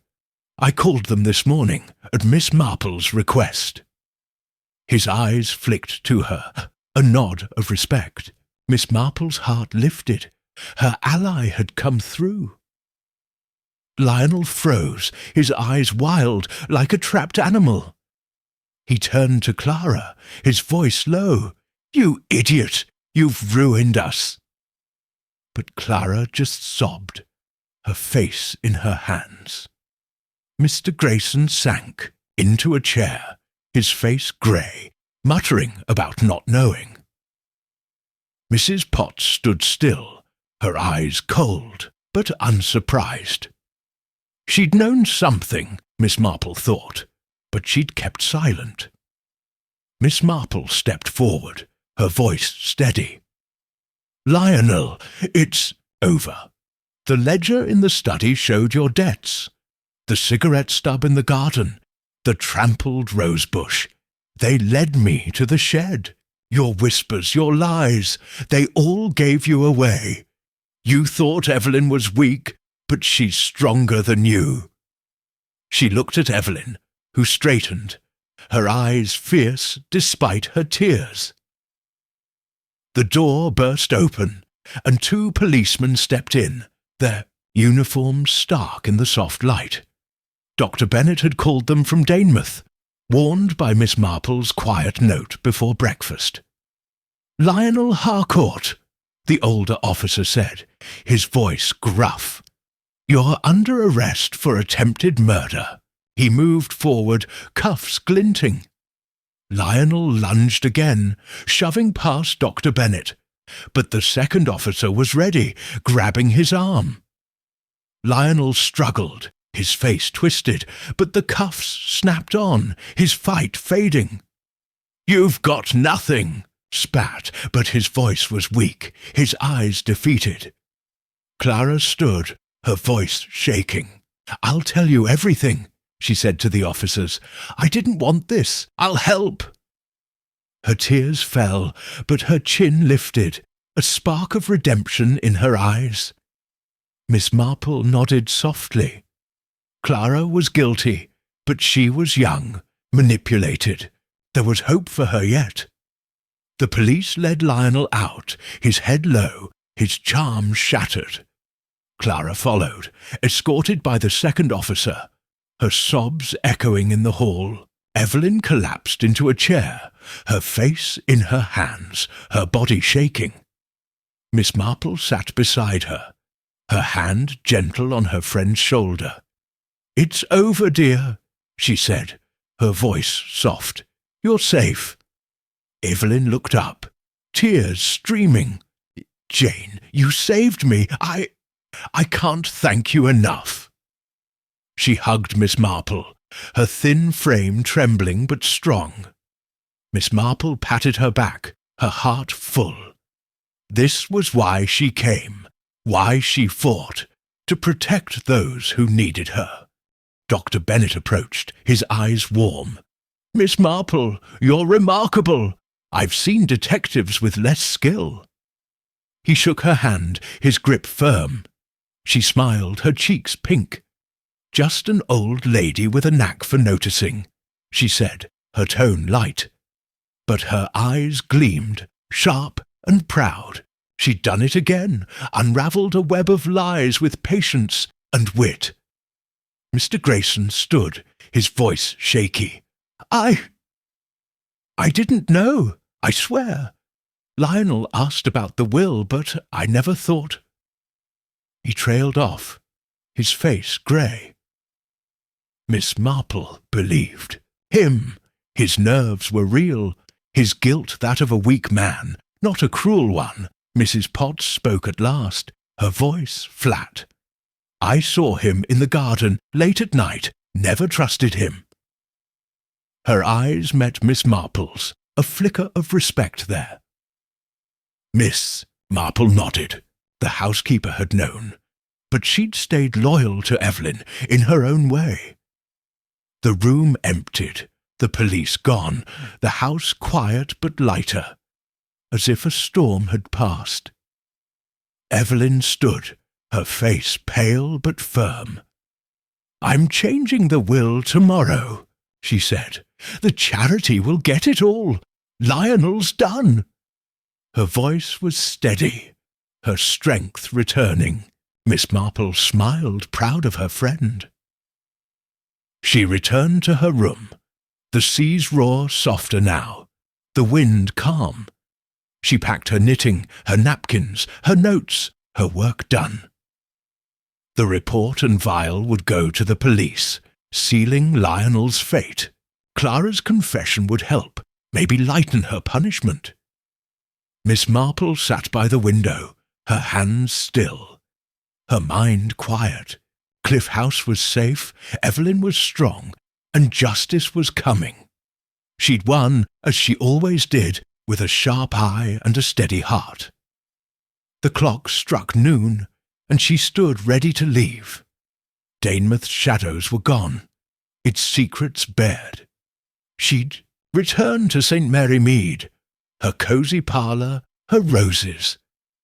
But she knew, deep down, that trouble would find her again. It always did. And when it came, she'd be ready, her knitting needles clicking, her mind sharp as ever. For now she'd rest, her friend safe, her mission complete. The sea sang, and Jane Marple smiled at peace.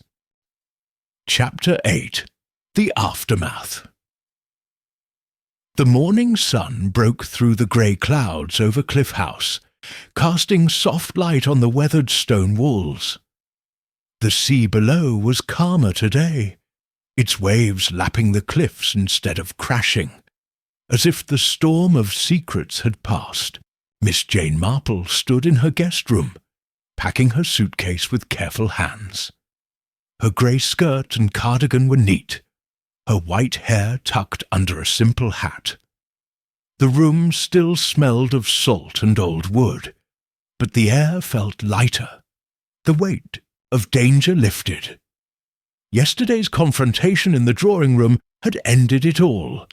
Lionel Harcourt was in custody, Clara was confessing, and Evelyn was safe.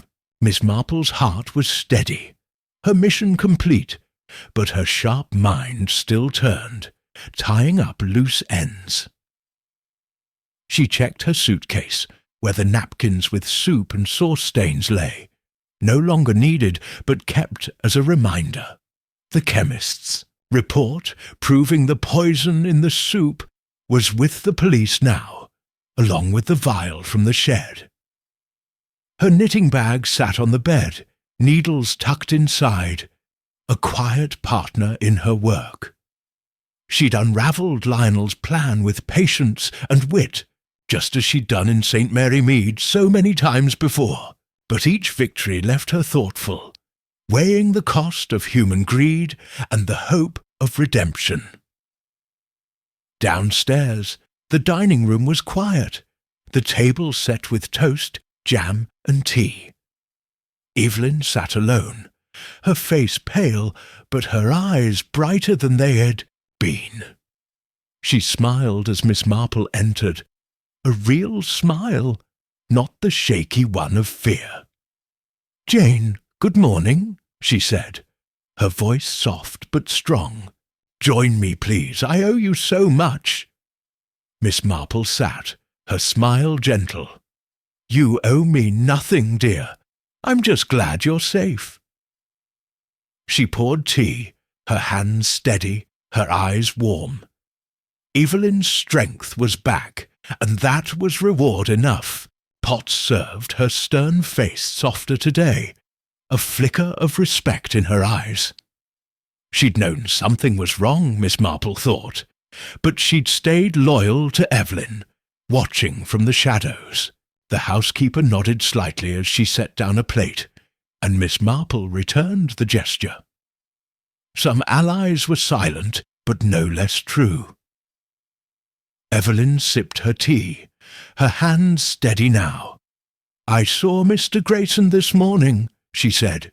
He's finalising the new will. Everything goes to the demeanour charity, schools, hospitals, the poor. Lionel will get nothing." Her voice was firm, her chin high. "I should have done it sooner, but I was blind. He fooled me." Miss Marple nodded, buttering her toast. "Greed blinds us all, dear.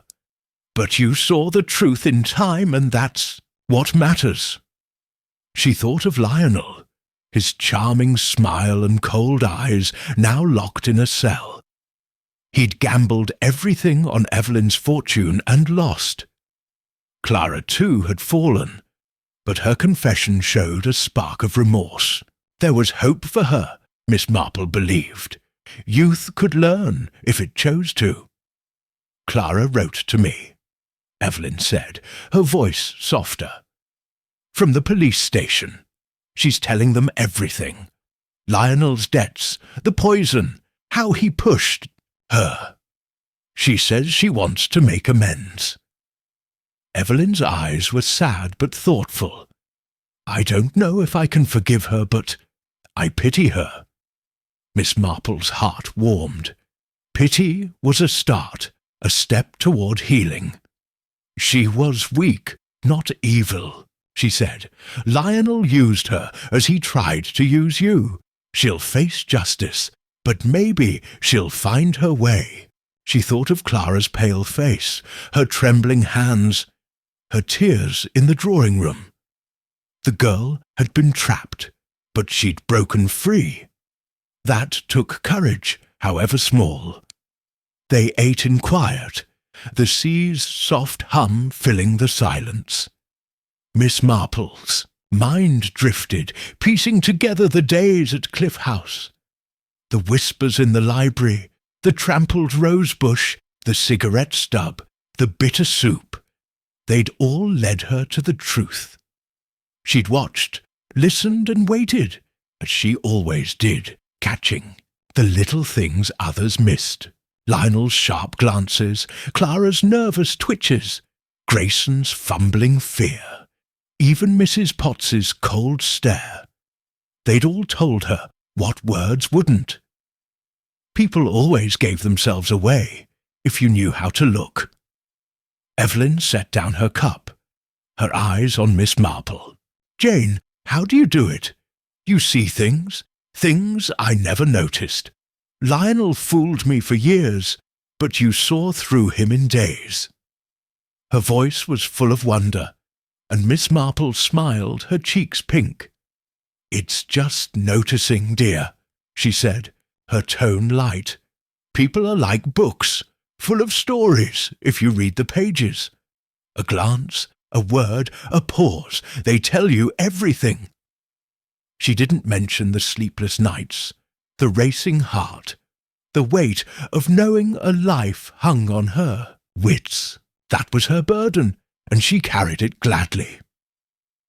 Evelyn reached for her hand, her grip warm. "You're a marvel, Jane.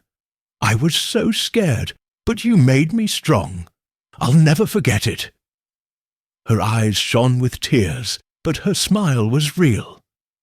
Miss Marple squeezed her hand, her heart full. This was why she came, why she fought. For friends like Evelyn, for justice, for the light after the dark. After breakfast, Miss Marple walked the garden with Evelyn, the air cool and salty. The roses were tangled, the ivy wild, but the trampled bush was healing, its petals bright again. The shed stood quiet, its lock back in place, its secrets bared. Miss Marple's eyes lingered on the cliff's edge, the sea sparkling below. Cliff House was beautiful despite its shadows, and Evelyn would make it a home again. "I'm selling some land," Evelyn said, her voice steady. "Not the house, but the fields. The money will help the village. I want to do good, Jane, after all this." She looked at the sea, her face calm. Miss Marple nodded, proud of her friend's resolve. Greed had torn Cliff House apart, but kindness would mend it. They returned to the house, where Mr. Grayson waited in the hall, his briefcase clutched tight. "Mrs. Harcourt," he said, his voice shaky, "the will's ready. I'll file it. Today."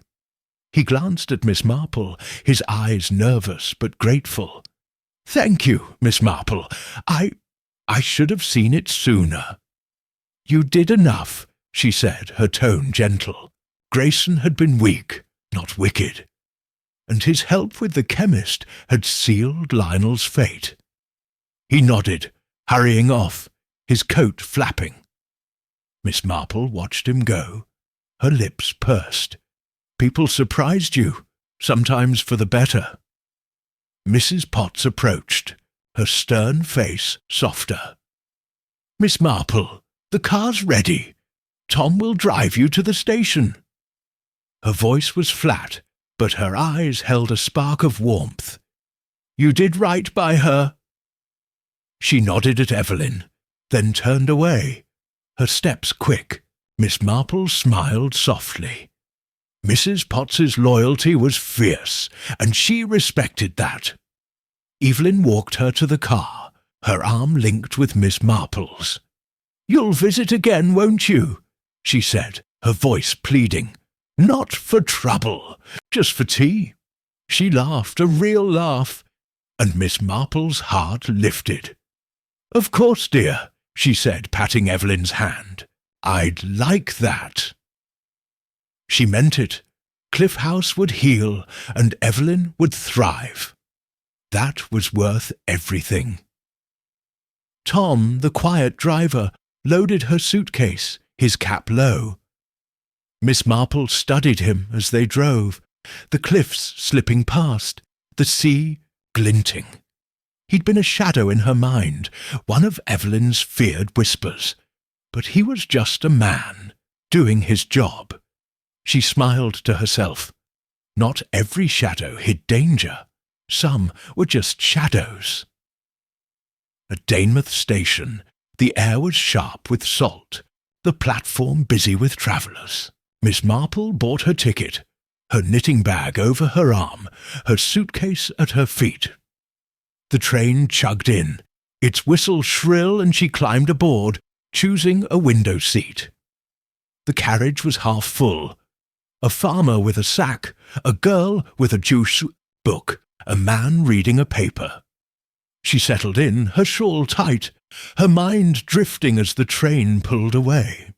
The cliffs faded, replaced by fields and hedgerows, then the green lanes of St. Mary Mead.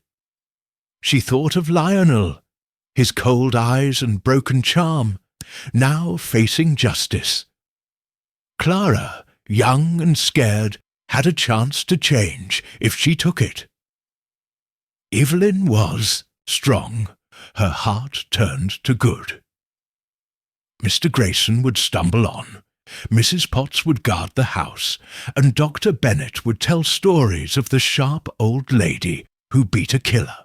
Miss Marple's lips curved, a quiet smile. She didn't need praise, she needed results, and she'd gotten them. The train rattled on, its rhythm soothing. She pulled out her knitting, the needles clicking, her hands steady. Cliff House had been a puzzle, its pieces scattered. Whispers, poison, greed. She'd fitted them together, as she always did, with patience and a sharp eye. Human nature never changed, she thought. Greed turned hearts cold, but kindness could warm them again. Evelyn's charity, Clara's tears, they were sparks of hope, small but real. She thought of St. Mary Mead, her cosy parlour, her roses waiting. She'd water them tomorrow, sit by the fire and knit. The village would gossip. Old Miss Marple, off on another trip. But they'd never know the truth. That was fine. She didn't need their cheers, just their peace. Trouble would come again. It always did. A letter, a whisper, a shadow in the night. She'd face it, her mind sharp, her heart steady. The train slowed, St. Mary Mead Station small and familiar. She stepped onto the platform, the air sweet with grass and flowers. Her neighbour, Mrs. Price, waved from her gate. "Back so soon, Miss Marple?" she called, her voice cheery. "Just a visit," Miss Marple said, her smile polite. She didn't mention Cliff House, the poison, the confrontation. Let the village sleep easy. She walked home, her suitcase light, her knitting bag swinging. The cottage was quiet, the fire cold, but it welcomed her. She set her things down, lit the lamp, and started the kettle. The parlour smelled of lavender, the curtains soft with evening light. She sat, her knitting in her lap, the needles clicking. The fire crackled, the kettle hummed, and her mind was quiet at last. Cliff House was behind her. Evelyn safe, justice done. She thought of the sea, its wild roar, and the cliffs standing firm. Like her they endured, weathering every storm. She smiled, her eyes soft but sharp, ready for whatever came next. For now, she'd knit, sip tea, and rest. Jane Marple, the old lady with a knack for truth, was home.